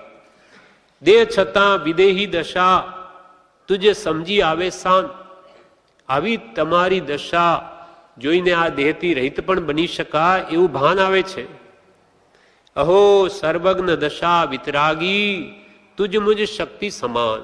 ભગવાન તીર્થંકરોની સ્તુતિ કરે છે. એમાં એમ કહ્યું આપ તો સર્વજ્ઞ દશા પામ્યા, વિતરાગી થયા, પણ નિશ્ચયને આપણા બોધથી અમને પણ જાણવા મળ્યું કે અમારી શક્તિ પણ આપના જેવી છે, એટલે કે અમે પણ નિશ્ચયને પરમાત્મા છીએ એવું આપના ઉપદેશથી જાણવા મળ્યું. અહો સર્વજ્ઞ દશા વિતરાગી તુજ મુજ શક્તિ સમાન. અહો દેવ જિનેન્દ્ર મહાન, જય દેવ જિનેન્દ્ર મહાન. 18 દોષમાંનો એક પણ દોષ હોય નહીં તેવા આત્મ સ્વરૂપને પામેલા હોવાથી તે પૂજનીય પરમેશ્વર કહેવાય છે. 18 દોષમાંનો એક પણ દોષ હોય ત્યાં સતદેવનું સ્વરૂપ નથી. આ પરમ તત્વ ઉત્તમ સૂત્રોથી વિશેષ જાણવું અવશ્યનું છે. કૃપાલ કે મેં તો આ સંક્ષેપમાં તમને જણાવ્યું, પણ તમે આ પરમ તત્વ સતદેવ તત્વ છે તેને તમે ઉત્તમ સૂત્રોથી વિશેષ જાણવું અવશ્યનું છે. ઉત્તમ સૂત્રો વડે આ ભગવાન તીર્થંકરોનું સ્વરૂપ વિશેષ જાણવું અવશ્યનું છે, જરૂરનું છે. આ સમાધિ સોપાનમાં અરિહંત ભક્તિમાં એ બધું જ ખુલાસાથી આપ્યું છે. એ ભગવંત કેવા હોય કે સૂત્રોથી સમજવું તો એમાંથી થોડુંક આપણે જાણીએ કે જેથી આપણને લાગે કે ઓહો ભગવાનની શું સ્થિતિ છે અથવા એ કેવા મહાન છે. અહીંયા લખે છે, બ્રહ્મચારીજી આનો અનુવાદ કરેલો છે કે 20 સ્થાનક શ્વેતાંબર પ્રમાણે 20 સ્થાનક પદ હોય છે. એ તીર્થંકર પદ પ્રાપ્તિના 20 સ્થાનક છે અને દિગંબર પ્રમાણે 16 કારણ ભાવનાઓ છે. એ ભાવે તીર્થંકરો 3 ભાવ પહેલા ત્યારે આ તીર્થંકર નામ કર્મ ઉપાર્જન થાય છે ત્યારે સતદેવ કહેવાય છે. પછી જે પૂર્વભાવમાં 16 કારણ ભાવનાઓ ભાવીને તીર્થંકર થાય છે, અરિયન થાય છે, તેમને માટે તો 16 કારણ ભાવનાઓથી ઉત્પન્ન થયેલા અદ્ભુત પુણ્યના પ્રભાવથી ગર્ભમાં ભગવાન આવતા પહેલા જ ભગવાન તો જો ગર્ભમાં આવ્યા નથી એના 6 મહિના પહેલાથી ઇન્દ્રની આજ્ઞા થવાથી કુબેર 12 યોજન લાંબી અને 9 યોજન પહોળી નગરી રચે છે. 1 યોજન 4 કોસનો 8 માઇલનો 13 કિલોમીટરનો આટલી મોટી એવી કુબેર જે ધન ભંડાર સંભાળે ઇન્દ્રના, તેને ઇન્દ્ર આજ્ઞા કરે છે કે 12 યોજન તો લાંબી અને 9 યોજન પહોળી એવી નગરી રચો, કેમ કે ત્યાં હવે ભગવાન જન્મ લેવાના છે. તે રાજાના ઘરે જન્મે છે, કોઈ પણ તીર્થંકર મોટા કુળમાં જ જન્મે, એટલે તેની મધ્યમાં આટલી મોટી નગરી રચીને તેના મધ્યમાં રાજાને રહેવાનો મહેલ બનાવે છે. તે મહેલનું નગરની રચનાનું કે કોટ દરવાજા ખાઈ વગેરે રત્નમય રચનાનું વર્ણન કે મહિમા હજારો જીભોથી પણ થઈ શકે એમ નથી. ત્યાં તીર્થંકરની માતાના ગર્ભની શુદ્ધિ થાય છે. જ્યાં ભગવાન આવવાના એ ગર્ભની પણ શુદ્ધિ થાય. રૂચક દીપમાં વસનારી 56 કુમારિકા દેવીઓ માતાની અનેક પ્રકારે સેવા કરવામાં સાવધાન રહે છે. ગર્ભમાં તીર્થંકર આવે તે પહેલા 6 મહિનાથી સવારે, બપોરે અને સાંજે દરેક વખતે આકાશમાંથી 3.5 કરોડ રત્નની વૃષ્ટિ કુબેર કરે છે. 6 મહિના પહેલા ભગવાન જે આવવાના જન્મનાલ તેના પહેલા એ નગરમાં આવી રીતે મહેલ બનાવી અને ત્યાં 6 મહિનાથી સવાર, બપોર ને સાંજ 3 ટાઈમ 3.5 કરોડ રત્નોની કુબેર વૃષ્ટિ કરે ઇન્દ્રની આજ્ઞાથી. ગર્ભમાં આવે કે તરત ઇન્દ્રાદિ 4 નિકાયના દેવોના આસન કંપવાથી 4 પ્રકારના દેવો આવીને નગરની પ્રદક્ષિણા દઈ ભગવાન ગર્ભમાં આવે ત્યારે માતા પિતાની પૂજા સત્કાર આદિ કરી પોતાના સ્થાને પાછા જાય છે અને ભગવાન તીર્થંકર સ્ફટિક મણિના દાબડા સમાન મળ આદિથી રહિત માતાના ગર્ભમાં રહે છે. સ્ફટિકની જાણે પેટી હોય એમાં શુદ્ધ કરેલા ઘરમાં ભગવાન ત્યાં ગર્ભમાં રહે છે. કમલવાસીની 6 દેવીઓ અને 56 રૂચક દીવની વસનારી ને બીજી દેવીઓ બધી માતાની સેવા કરે છે. ઇન્દ્રાણી પ્રસૂતિ ગ્રહમાં જઈને માતાને માયા નિદ્રાથી ઊંઘાડી માતાને પુત્ર વિયોગનું દુઃખ ન લાગે માટે પોતાની દેવ માયાથી બીજું બાળક બનાવી ત્યાં મૂકી તીર્થંકરને અત્યંત ભક્તિથી લાવી ઇન્દ્રને સોંપે છે. જ્યારે ભગવાનનો જન્મ થાય ત્યાં પછી આ ઇન્દ્રાણી, પહેલા દેવલોકની ઇન્દ્રાણી, તે પ્રસૂતિ ઘરમાં જઈ બીજી 56 દિગ્ગુરીઓ દેશાની દેવીઓ તો એમની માતાની સેવા કરે, એ ત્યાં જઈને માતાને માયા નિદ્રામાં ઊંઘાડી પુત્ર વિયોગનું, જેથી એને દુઃખ ન લાગે. કેમ કે હવે ભગવાનનું જન્મ કલ્યાણ કરવા માટે મેરુ પર્વત પણ લઈ જવાના છે, એટલે એ બાળકને લઈ લે છે, ત્યાં માયાથી બીજું બાળક મૂકી દે છે. એટલે માતાને એમ ન લાગે કે બાળક ક્યાં ગયું.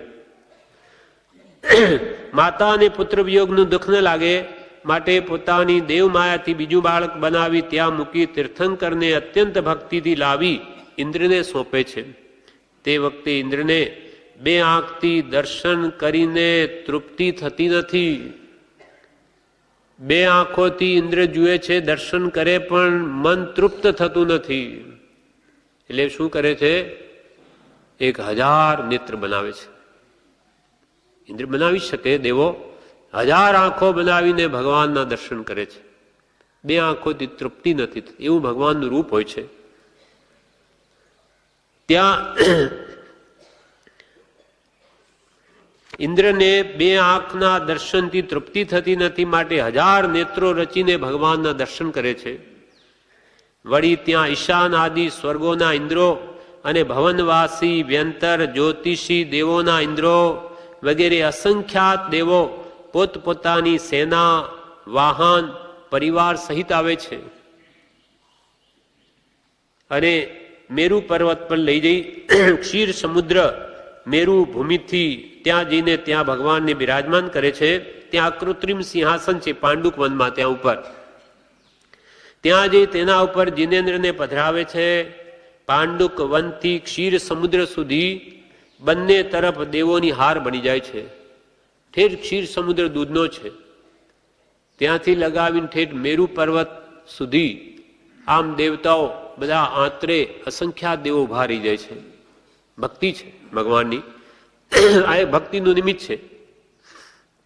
એટલે બધા એક હારમાં ગોઠવાઈ જાય છે અને ત્યાંથી ક્ષીર સમુદ્ર સુધી બંને તરફ દેવોની હારો બની જાય છે.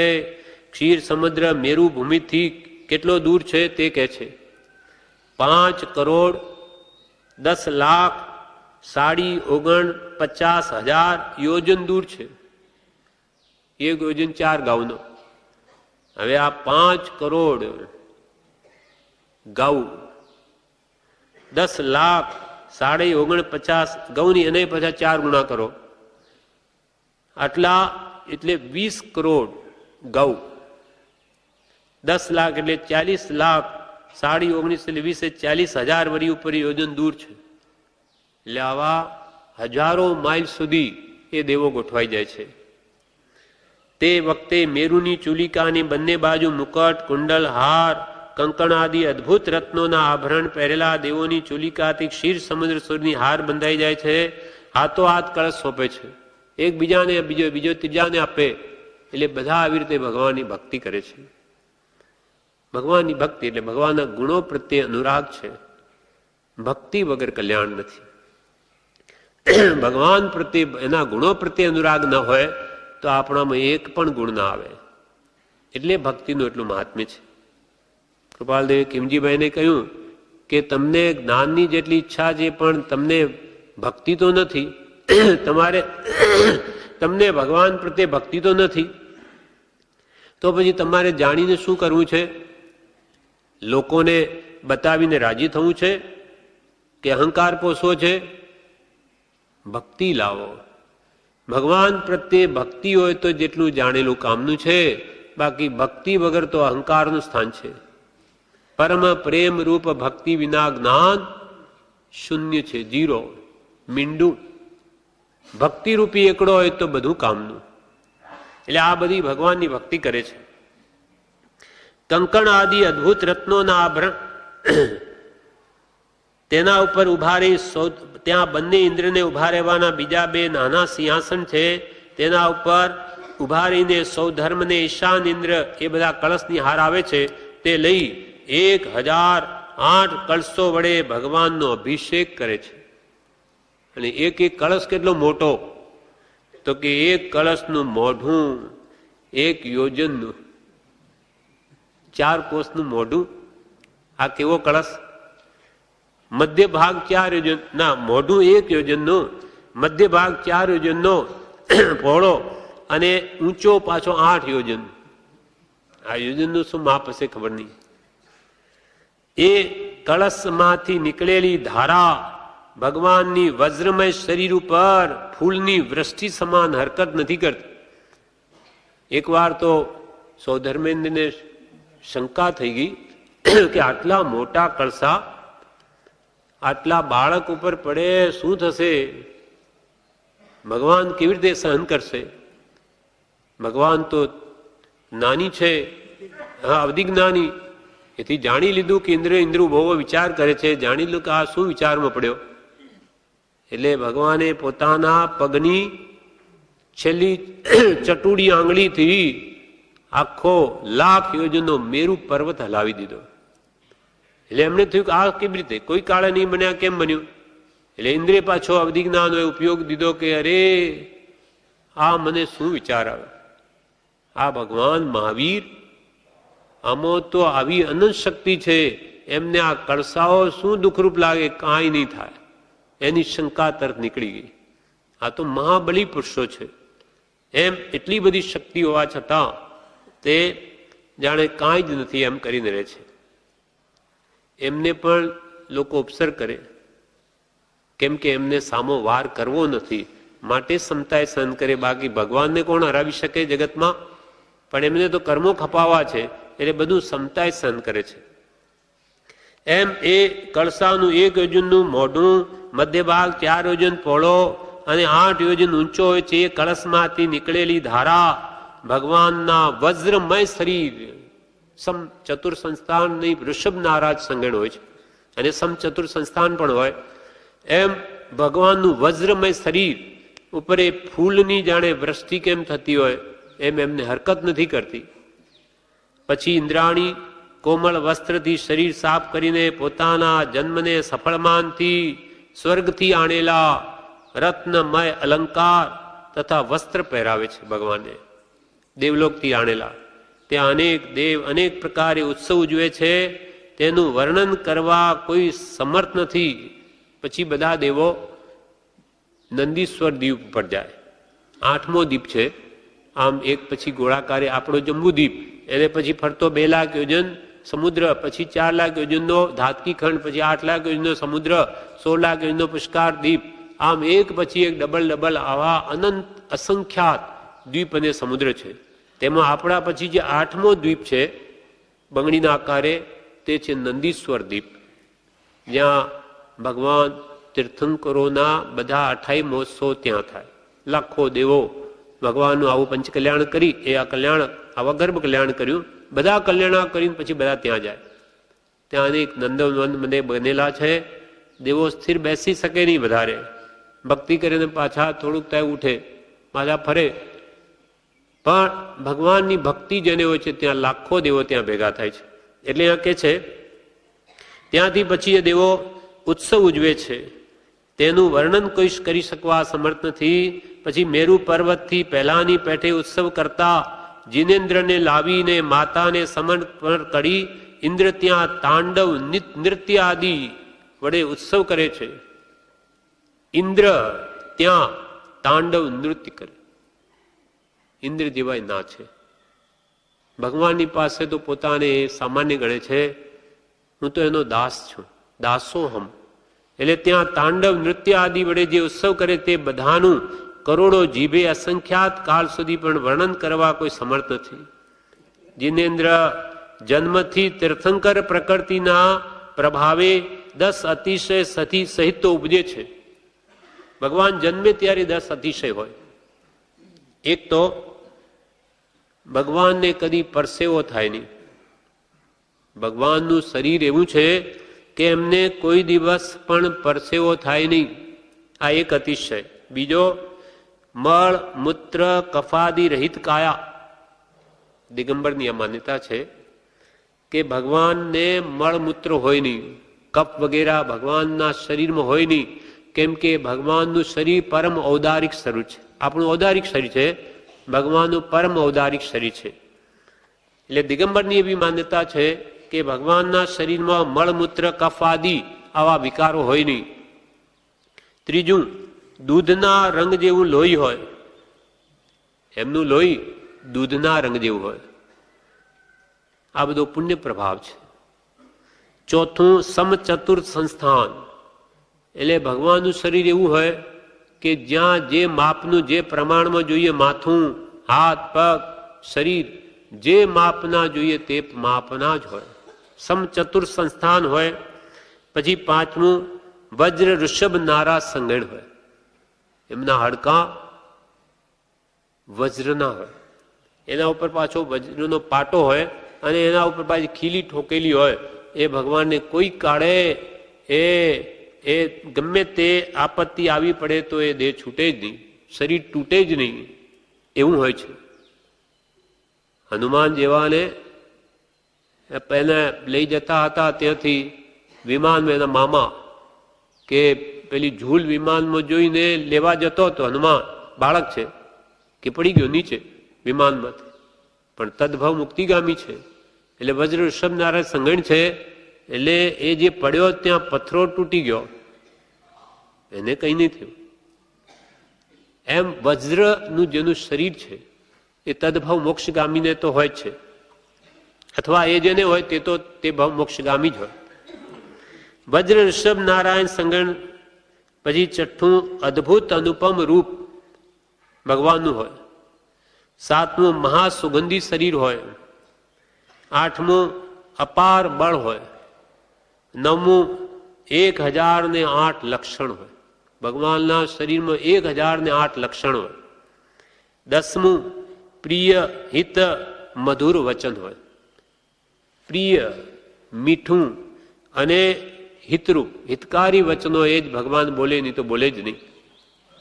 એ બધું પૂર્વ ભવે 16 કારણ ભાવનાઓ ભાવેલી તેનો આ પ્રભાવ છે. ઇન્દ્રે અંગૂઠામાં અમૃત સ્થાપ્યું, તેથી અંગૂઠો ધાવીને ઉછરે છે, માતાના સ્તનનું દૂધ ધાવતા નથી. ભગવાન અંગૂઠે અમૃતવાહી, નંદીસર કરે 28. અંગૂઠામાં ઇન્દ્ર અમૃતની ધારાનો સંચાર કરીને પછી જાય. એટલે ભગવાને અંગૂઠાથી અમૃત પી પીને મોટા થાય. એમ ઇન્દ્રે અંગૂઠામાં અમૃત સ્થાપ્યું, તેથી અંગૂઠો ધાવીને ઉછરે છે. પોતાની ઉંમરના બાળક બનેલા દેવકુમારો સાથે ક્રીડા કરતા મોટા થાય છે. સ્વર્ગલોકમાંથી દેવો દ્વારા લાવેલા મનોવાંછિત વસ્ત્ર, અલંકાર, ભોજન અંગીકાર કરે છે. તે એટલે ભગવાન ઘરમાં હોય ત્યારે તે માટે રાત દિવસ દેવો હાજર રહે છે. સ્વર્ગમાંથી આવેલા જ વસ્ત્ર આદિ વાપરે છે. એમને અહીંયાનું કંઈ જરૂર નથી. જેને ઇન્દ્ર જેવા દાસ છે એને શું કમી છે? દેવલોકથી લાવેલા વસ્ત્ર આદિ વાપરે છે. પૃથ્વીલોકના મૃત્યુલોકના ભોજન, આભરણ, વસ્ત્ર આદિ વાપરતા નથી. કુમાર કાળ પૂરો કરી ઇન્દ્રાદિ દેવોએ ભક્તિપૂર્વક અદ્ભુત ઉત્સાહ આપવાથી પિતાએ આપેલું રાજ્ય ભોગવી સંસાર, દેહ અને ભોગો પ્રત્યે અનિત્યાદિ બાર ભાવના ભાવતા વૈરાગ્ય ઉપજતા લોકાંતિક દેવો આવી પ્રભુની વંદના સ્તવના કરે છે. આ બધો પુણ્ય ભોગાવલી કર્મ ત્યાં ઘરમાં રહીને ભોગવે અને એક દિવસે પછી ભગવાને વૈરાગ્ય ઉપજે. વૈરાગ તો છે જ. કૃપાલે કહ્યું ને, 1000 વર્ષના આત્મજ્ઞાની સંયમી મુનિ ને કેવો વૈરાગ્ય હોય. 1000 વર્ષ સંયમ પાળી લીધો. એ મુનિ કરતા પણ એ ભગવાન તીર્થંકરોને ઘરમાં વૈરાગ્ય વધારે હોય છે. તો કેવા અલિપ્ત, છતાં ભોગાવલી કર્મ. કૃપાલદેવને પણ ઘરમાં રહેવું પડ્યું. ભોગાવલી કર્મ ભગવાન તીર્થંકરોની નથી છોડતું. ભગવાન ઋષભદેવને તો કેટલું બધું એ કર્મ ભારે હતું કે 83 લાખ પુરુષ તો ભગવાને ઘરમાં જ રહેવું પડ્યું. 84 લાખ પુરુષનું આયુષ્ય, 83 લાખ પુરુષ તો ભગવાન ઘરમાં જ રહ્યા. 83 લાખ પૂરવ ઘર વાસે વસિયા પરિકર યુક્તાજી, જન્મ થકી ક્ષીરો દદી ફળ ભોગતાજી. દેવતાએ રુધિ ભોગવે પણ 83 લાખ પૂર્વ તો ભગવાન ઘરમાં જ રહે. શું ભગવાનને કઈ એમાં આનંદ આવતો હતો? એ તો અત્યંત અલિપ્ત છે, ત્યાં એમને કિંચિત પણ મોહ નથી, છતાં રહેવું પડે છે. તેમ કૃપાળદેવને નથી રહેવું, છતાં રહેવું પડે છે. એટલે કૃપાળદેવ કે આ નિર્ગ્રંથો હૃદય અને આ ઉપરથી વણિક વેશ, અમને કોટી કોટી વિચાર આવે છે કે આ શું છે, આ બધું, આ કેવું કર્મનું સ્વરૂપ. અમારે અહીંયા ઘરમાં રહેવું અને હૃદય અમારું વિતરાગ અને ઉપરથી વણિક વેશ, અમને કોટી કોટી વિચારો આવે છે. પણ જાણે ભગવાન મહાવીરની વાણી જ જાણે ચરિતાર્થ ન કરવાની હોય તેમ અમને આવો ઉદય વર્તે છે. એમ ભગવાન રાજ્ય ભોગવી, સંસાર, દેહ, ભોગો પ્રત્યે અનિત્યાદિ 12 ભાવના ભાવતા, વૈરાગ્ય ઉપજતા લોકાંતિક દેવો આવી પ્રભુની વંદના સ્તંભના કરે છે. આ બધા બ્રહ્મચારી દેવો છે. 5મા દેવલોકના ખૂણામાં રહે છે લોકાંતિક દેવ, બધા બ્રહ્મચારીઓ છે. એ આવીને ભગવાનને ચેતાવે છે કે ભગવાન હવે તીર્થ સ્થાપો, સમય થયો. એટલે ભગવાન પછી આ સંસારનો ત્યાગ કરી અને દીક્ષા લે છે. પ્રભુને વૈરાગ્ય ભાવ ઉપજતા ચારે નિકાયના ઇન્દ્રાદિક દેવોના આસન કંપવાથી, અવધિ જ્ઞાન વડે જીનેન્દ્રના તપનો અવસર જાણી મહોત્સવ સહિત અભિષેક કરી, દેવલોકના વસ્ત્રાલંકાર વડે ભક્તિથી ભગવાનને શણગારી, રત્નમય પાલખી રચી, જીનેન્દ્રને તે પાલખીમાં બેસાડી મહોત્સવને જય જય શબ્દો વડે તપને યોગ્ય વનમાં જઈને ઉતારે છે. આ ભગવાનનો દીક્ષાનો વરઘોડો. બધા જય જયકાર કરતા ભગવાનને ત્યાં જંગલમાં લઈ જાય છે. ત્યાં બેસાડી મહોત્સવ જય જય શબ્દો વડે તપને યોગ્ય વનમાં જઈને ભગવાનને ઉતારે છે પાલખીમાંથી. ત્યાં વસ્ત્ર આભરણ બધા તજે છે. એમને કોઈ મોહ નથી, પણ આ કર્મ હતું ત્યારે ઘરમાં રહે, આવે જંગલમાં. એમને તો જન કે વન બધું સરખું છે. હવે ત્યાં વસ્ત્ર આભરણ બધા તજે છે. દેવો તે વસ્ત્રને અધ્ધર ઝીલી લઈ મસ્તકે ચઢાવે છે. સિદ્ધોને ભગવાન નમસ્કાર કરી પંચમુષ્ટિ લોચ કરે છે. ત્યારે ઇન્દ્ર કેશોને મહાઉત્તમ જાણી રત્નમય વાસણમાં ભરી ક્ષીર સમુદ્રમાં અતિ ભક્તિથી જેને પધરાવે છે. ભગવાનના કેશ, માથાના વાળ, તેને પણ એ રત્નમય વાસણમાં લઈ ક્ષીર સમુદ્રમાં જઈને પધરાવે છે. એને પણ નીચે પડવા દેતા નથી. એટલે ભગવાનનું એટલું બધું મહાત્મ્ય છે, એમના ગુણો પ્રત્યે એટલો આદર છે, પ્રમોદ ભાવ છે. કેટલોક કાળ ગયા પછી તપના પ્રભાવથી શુક્લ ધ્યાનના બળે ક્ષપક શ્રેણીમાં ઘાતિયા કર્મોનો નાશ કરીને કેવળ જ્ઞાન ઉત્પન્ન કરે છે. ત્યારે અરિહંતપણું પ્રગટ થાય છે. કર્મોને બધા હણી નાખ્યા. કેવળ જ્ઞાન, શુક્લ ધ્યાન વડે કેવળ જ્ઞાન પ્રગટાવી અત્યંત તપ, મહાઉગ્ર તપોપ ધ્યાન વડે બધા કર્મોને ભસ્મીભૂત કરી અને હવે ભગવાન કેવડી બની ગયા.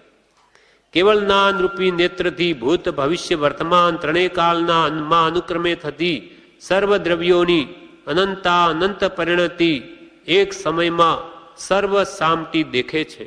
કેવળ જ્ઞાન થયું. આ હસ્તા મલકવત આખું વિશ્વ દેખાય એમને. હાથમાં આમળું હોય આપણને કેમ દેખાય? એમને ત્રણેય લોક આવી રીતે હસ્તા મલકવત બધું દેખાય. કેવળ જ્ઞાન થઈ ગયું. ત્યારે ચારે નિકાયના દેવો હવે જ્ઞાન કલ્યાણ કરવા માટે આવે છે. જ્ઞાન કલ્યાણની પૂજા સ્તવન કરી ભગવાનના ઉપદેશને માટે અનેક રત્નમય સમવસરણ છે.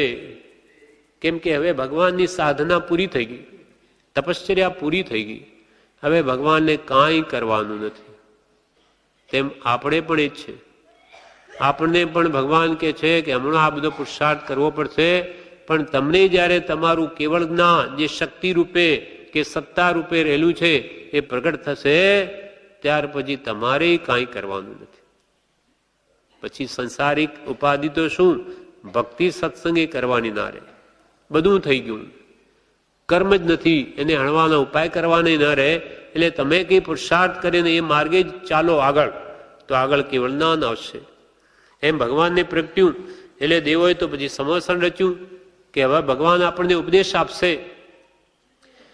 સમર્સણ કેવું રચે છે એનું વિવરણ આપે છે કે પૃથ્વીથી 5000 ધનુષ ઊંચું, આ જમીનથી 5000 ધનુષ ઊંચું, 20,000 પગથિયાં ચઢવા પડે. 20,000 થાક ન લાગે એના પર ચડે નહીં તો આમ જ કલાક નીકળી જાય ભગવાનના સમર્સણમાં પહોંચતા. પણ એ તો ચડે જેવી એની દેવ માયાથી સીધો ઉપર. એમ આજે પેલા સ્ટેર કેસ એવા આવે ને, બેસો ઉપર કે ચાલતું જ હોય, એના પર આપણને પગ ઉપાડો ન પડે, એના ઉપર ચડી જાઓ. આ તો આપણું મનુષ્યકૃત છે, આ તો દેવકૃત. એટલે એમાં શું ન હોય, તમે ઉપર બેસો, પગ મૂકો એટલે સીધા ઉપર. એમ 20,000 પગથિયાં હોય, એટલું ઊંચું હોય.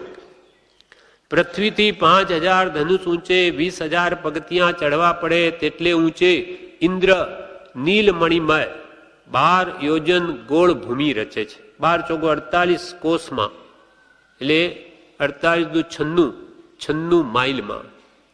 એટલે ચારે બાજુ ગોળાકાર આ દેવો સમર્સણ રચે, એટલી ભૂમિ પર. નીલમણિમય 12 યોજન ગોળ ભૂમિ રચે છે. તેના ઉપર અપાર મહિમાવાળું સમર્સણ રચે છે. આ સમર્સણ આપણે આપણી તાકાત કેટલી, આટલી. એટલે ભગવાનની આ 3 ગઢ બનાવ્યા કે આ મારા ભગવાનનું સમર્સણ. આ નીચેનો ગઢ ત્યાં હોય છે ચાંદીનો દેવકૃત, વચ્ચેનો હોય સોનાનો, પછી ત્રીજો હોય રત્નનો. આમ ભગવાન તો રત્નના સિંહાસન પર અધ્ધર બેસે. એટલે આ ભાવનું આપણે નિમિત્ત કર્યું કે મારા ભગવાન હતા. બ્રહ્મચારીજીએ લખ્યો છે આ ભાવ કે જ્યારે ભગવાન હતા ત્યારે તો હું કોણ જાણે કઈ ઓનીમાં ભટકતો હોઈશ. એક ઇન્દ્રિયમાં જનાવર હોઈશ, પશુ હોઈશ, કે નરકમાં પડ્યો હોઈશ. ભગવાનના દર્શન મને નહીં થયા. અને જ્યારે હું આ માનવ દેહ પામ્યો ત્યારે ભગવાનની હાજરી નથી. માટે આ ભગવાનની મૂર્તિ એ તો મારા ભગવાન, અને આ મારું સમર્સણ. એટલે બ્રહ્મચારીજીએ બુધામૃતમાં લખ્યું છે કે જ્યારે આપણે મંદિરમાં પગ મૂકીએ ત્યારે હે ભગવાન, આજે આપના મને દર્શન થયા, આ મારા માટે આ સમર્સણ છે અને અહીંયા ભગવાન બિરાજમાન છે, એવો ભાવ કરવો. કેમ કે ભાવથી જ બધું થાય અને આ ભાવ લાવવાના નિમિત્ત છે. કેમ કે આ આપણો ધ્યેય છે, સદગુરુ આજ્ઞા. અને આ નિમિત્ત સદગુરુ આજ્ઞા જીન દશા, જીનની સંપૂર્ણ જે કેવળ જ્ઞાનમય દશા છે એ આપણો ધ્યેય ગોળ છે, જ્યાં પહોંચવું છે. એટલે એનો લક્ષ્ય અને એ પ્રાપ્તિ કરાવનાર સદગુરુ છે. સદગુરુ આપણને એ જીન દશા કેવી રીતે પ્રગટ થાય એનો માર્ગ બતાવે છે. કેમ તો કે એ માર્ગ જાણે છે, એ માર્ગમાં જ જઈ રહ્યા છે. એટલે આપણને બતાવી શકે કે ભાઈ તમે આ માર્ગ ઉપર ચાલો તો તમે પણ જીન બની જશો. એટલે અહીંયા કે છે જ્યાં સમર્સણની રચના હોય છે ત્યાં ભગવાન, જ્યાં સમર્સણની રચના હોય છે, જ્યાં ભગવાન વિચરતા હોય છે ત્યાં આંધળા દેખતા થાય. ત્યાં કોઈ આંધળા હોય તો કે દેખતા થઈ જાય, ભગવાનનો પ્રભાવ. ત્યાં આંધળા દેખતા થાય છે, બહેરા સાંભળવા લાગે છે, લૂલા ચાલવા લાગી જાય છે, બોબડા બોલવા લાગી જાય છે. આ વિતરાગ પ્રભુનો અદ્ભુત મહિમા છે. લૂલા, લંગડા, બોબડા બધા જ ના રોગ નાશ પામી જાય એવો ભગવાનનો અતિશય છે. ધૂલ શાલી આદિ રત્નમય કોટ માનસ્તંભ, ભગવાનનો માનસ્તંભ દેવો એવો બનાવે કે મોટા મોટા ચક્રવર્તીઓના માન ગળી જાય. ઓહો, શું કે અદ્ભુત એની રચના હોય. એટલે જોઈ જોઈને એનું માન ગળી જાય. માનસ્તંભ, વાવડીઓ, જળ, આ બધા ઇન્દ્રોને પોછા ફરવા માટે બાજુ જોઈએ. એટલે ત્યાં સમર્સણમાં આવું રચે. અનેક વાવડીઓ, જળ ભરેલી ખાઈઓ, ફૂલવાડી, પછી રત્નમય કોટ, દરવાજા, નાટ્યશાળા, ઉપવન, વેદી, ભૂમિ, વળી કોટ, કલ્પવૃક્ષોનું વન, રત્નમય સ્તૂપ, મહેલોની ભૂમિ, વળી સ્ફટિકના કોટમાં દેવચ્છંદ નામનો 1 યોજનનો મંડપ, 1 યોજનનો મંડપ બનાવે, 4-8 માઇલનો આ દેવ મંડપ, જ્યાં ભગવાન બિરાજમાન થાય ને 12 પ્રકારની સભા બેસે, તે 1 યોજનનો હોય. ત્યાં 1 યોજનનો તે મંડપ, ચોતરફ 12 સભાઓ. ભગવાન જ્યાં ઉપર બિરાજમાન હોય એ ચારે બાજુ 12 સભા થાય, 12 વિભાગ થાય. એકમાં કેવળ જ્ઞાનીઓ બેસે, બીજામાં વળી મુનિઓ બેસે, સાધ્વીઓ બેસે, પછી શ્રાવકો બેસે, શ્રાવિકાઓ બેસે, દેવો બેસે, દેવીઓ બેસે, એમ જુદા જુદા 12 વિભાગ પડેલા હોય ભગવાનની ચારે બાજુ. અને ભગવાનની મૂર્તિ આપણે જેમાં એક દિશામાં છે, મૂળ તો પૂર્વ દિશામાં ભગવાનનું મોઢું હોય, પણ બીજી દિશાઓમાં એ ઇન્દ્ર ભગવાનની જેમ જ આકૃતિ બનાવી લે. એટલે ચારે બાજુ ભગવાનની ગોળ બેઠા હોય, બધાને ભગવાનના દર્શન થાય એક સરખા. એમ ચોતરફ 12 સભાઓ, તેની વચમાં 3 કટની ત્રિગડારૂપ ગંધકુટીમાં સિંહાસન ઉપર 4 આંગળ અધ્ધર. ભગવાન તો અડે જ નહીં, ચાલે ત્યારે પૃથ્વી પર નથી ચાલતા, ભગવાન અધ્ધર ચાલે છે.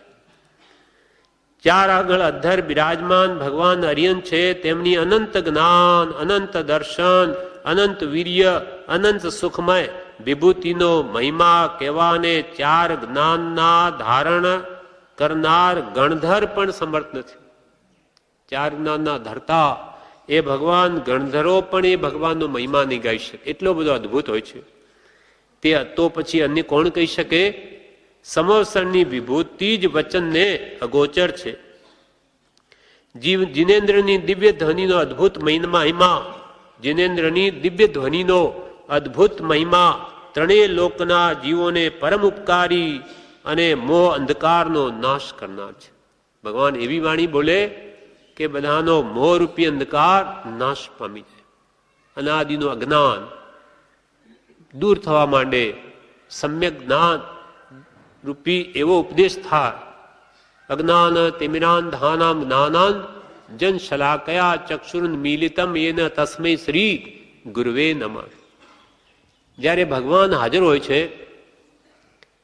ત્યારે ગૌતમાદિ ગણધરો એમ નહીં કે અમે ગુરુ છીએ, ત્યારે તો બધું જ ભગવાન.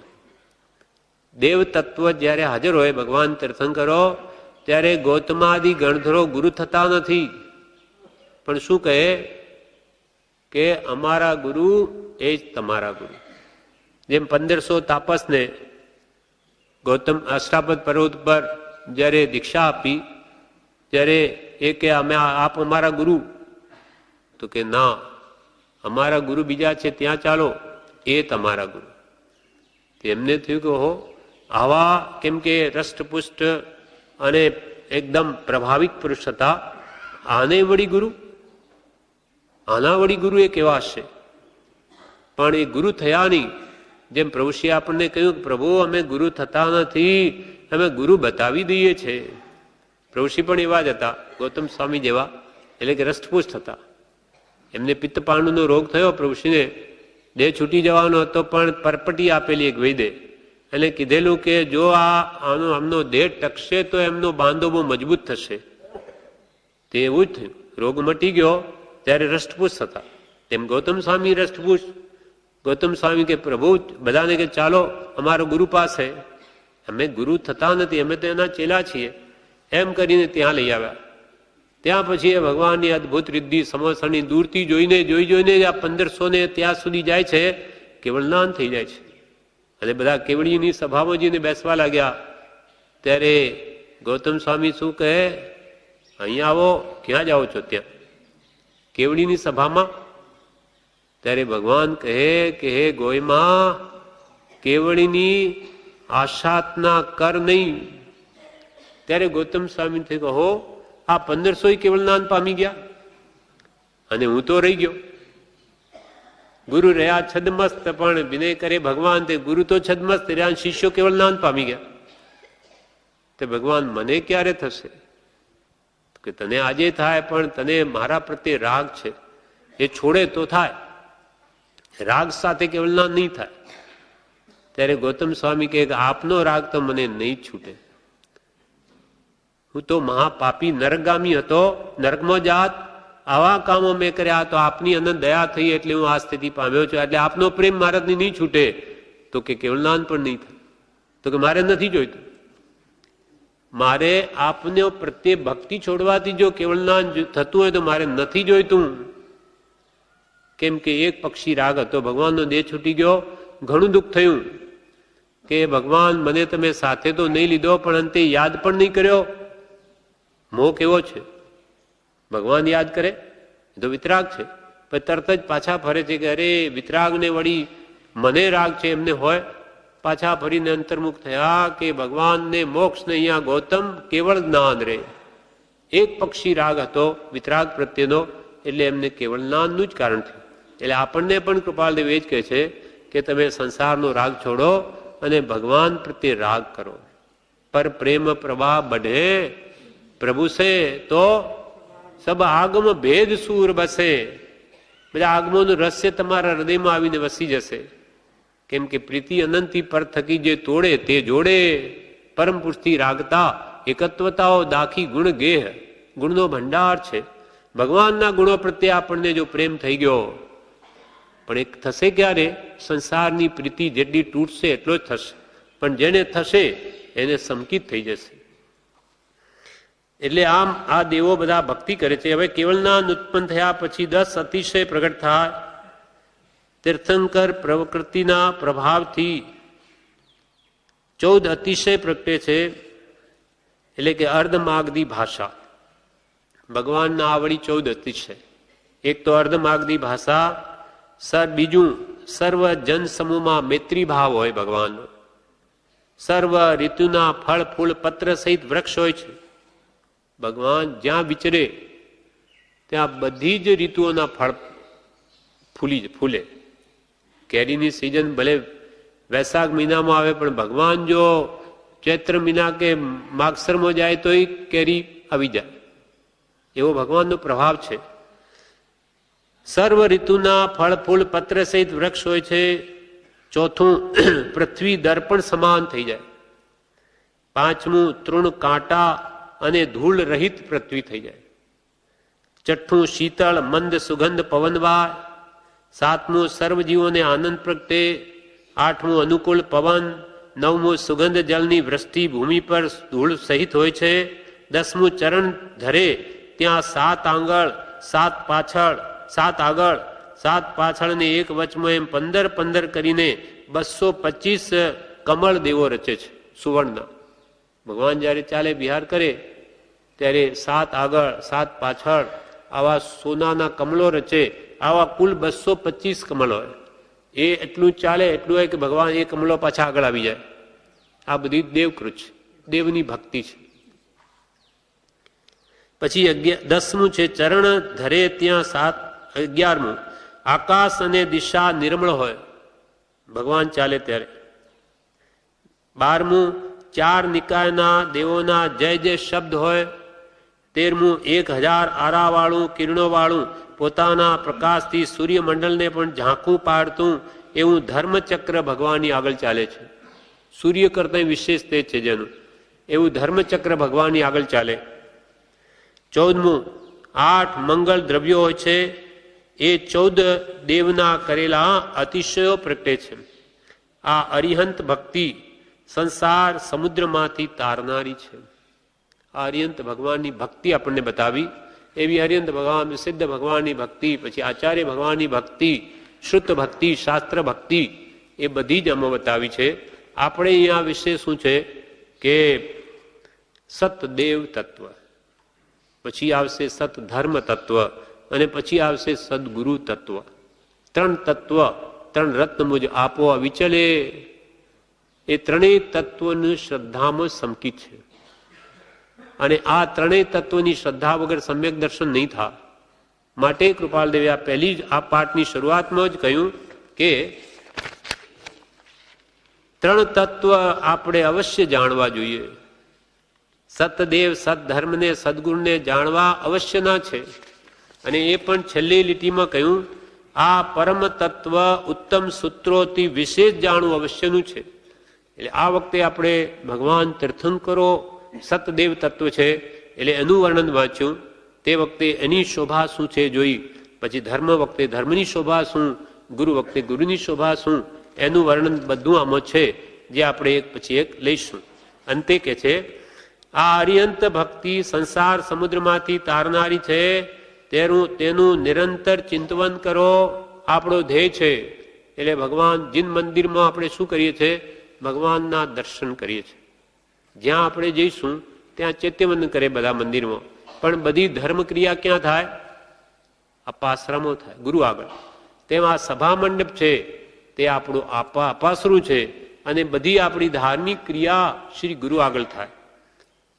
અને બીજે તો જીન મંદિરમાં એકવાર દર્શન કરે સવારમાં, કોઈક વળી ભાગ્યે જ 2 વાર કરતા હશે સાંજે, પણ અહીંયા તો 4 વાર દર્શન થાય છે, 7 વાર. જેટલી વાર ભક્તિ તેટલી વાર દર્શન. એટલે ભગવાનનું મહાત્મ્ય ઓછું નથી, યથાસ્થાને છે. આશ્રમમાં ભગવાનના મંદિર ઉપર 51 ફૂટનું શિખર કર્યું છે. એ મહાનતા છે નહીં, એટલે સર્વથી સુંદર બનાવ્યું. ને જ્યાં જ્યાં જે યોગ્ય છે ત્યાં સમજવું. તે ભગવાનનું સ્વરૂપ ભગવાનના યથાસ્થાને છે. એ ભગવાનના સ્વરૂપને સમજવા માટે અપાસરું છે. અહીંયા આપણે આ આરાધના સ્થળ છે, એ વસ્તુ સમજાવે, સ્વરૂપ સમજાવે, રત્નત્રયનું, જ્ઞાન દર્શન ચારિત્રનું, કે આ દેવગુરુ ધર્મનો પ્રભાવ અહીંયા આપણને તત્વ સમજાવે છે. એટલે કે છે કે એ સ્વરૂપમાં જ્યાં જીનને ત્યાં જાઓ, ત્યાં જીનેશ્વરની ભક્તિ કરો, એમના ગુણનું ચિંતન કરો, સુખકારક એવા આર્યંતનું સ્તવન કરો, તેમના ગુણને અનુસરતા તો અનંતધામ છે. ભક્તિપૂર્ણ ઇન્દ્રિય ભગવાનના 1000 નામ સહિત સ્તવના કરી છે. થોડી શક્તિવાળા પણ પોતાની શક્તિ પ્રમાણે ભગવાનનું પૂજન, સ્તવન, નમસ્કાર, ધ્યાન કરો. સમ્યક દર્શન અને અરિહંત ભક્તિમાં નામ ભેદ છે પણ અર્થ ભેદ નથી. સમ્યક દર્શન અને અરિહંત ભક્તિમાં નામ ભેદ છે પણ અર્થ ભેદ નથી. અરિહંત ભક્તિ નરક આદિ ગતિનો નાશ કરનારી છે. આ ભક્તિનું પૂજન સ્તવન કરી અર્ઘ્ય ઉતારે છે તે દેવના સુખ પછી મનુષ્યના સુખ ભોગવીને અવિનાશી સુખના ધારક બની અક્ષય અવિનાશી એવા મોક્ષ સુખને પામે છે. જે ભગવાન સતદેવની ભક્તિ જે કરે, પછી ગુરુ ભક્તિ ધર્મ, જે સતદેવ ગુરુ ધર્મ બતાવ્યા, એની ભક્તિ જે આત્માર્થે નિષ્કાંક્ષાથી, એટલે કે કોઈ આકાંક્ષા રહિત માત્ર મોક્ષ અભિલાષથી જે કરશે, તે અહીંયાથી દેવલોકાદિ ગતિમાં જઈ પછી મનુષ્ય ભાવ પામી વધારેમાં વધારે 15 ભવે એનો અવશ્ય મોક્ષ થશે.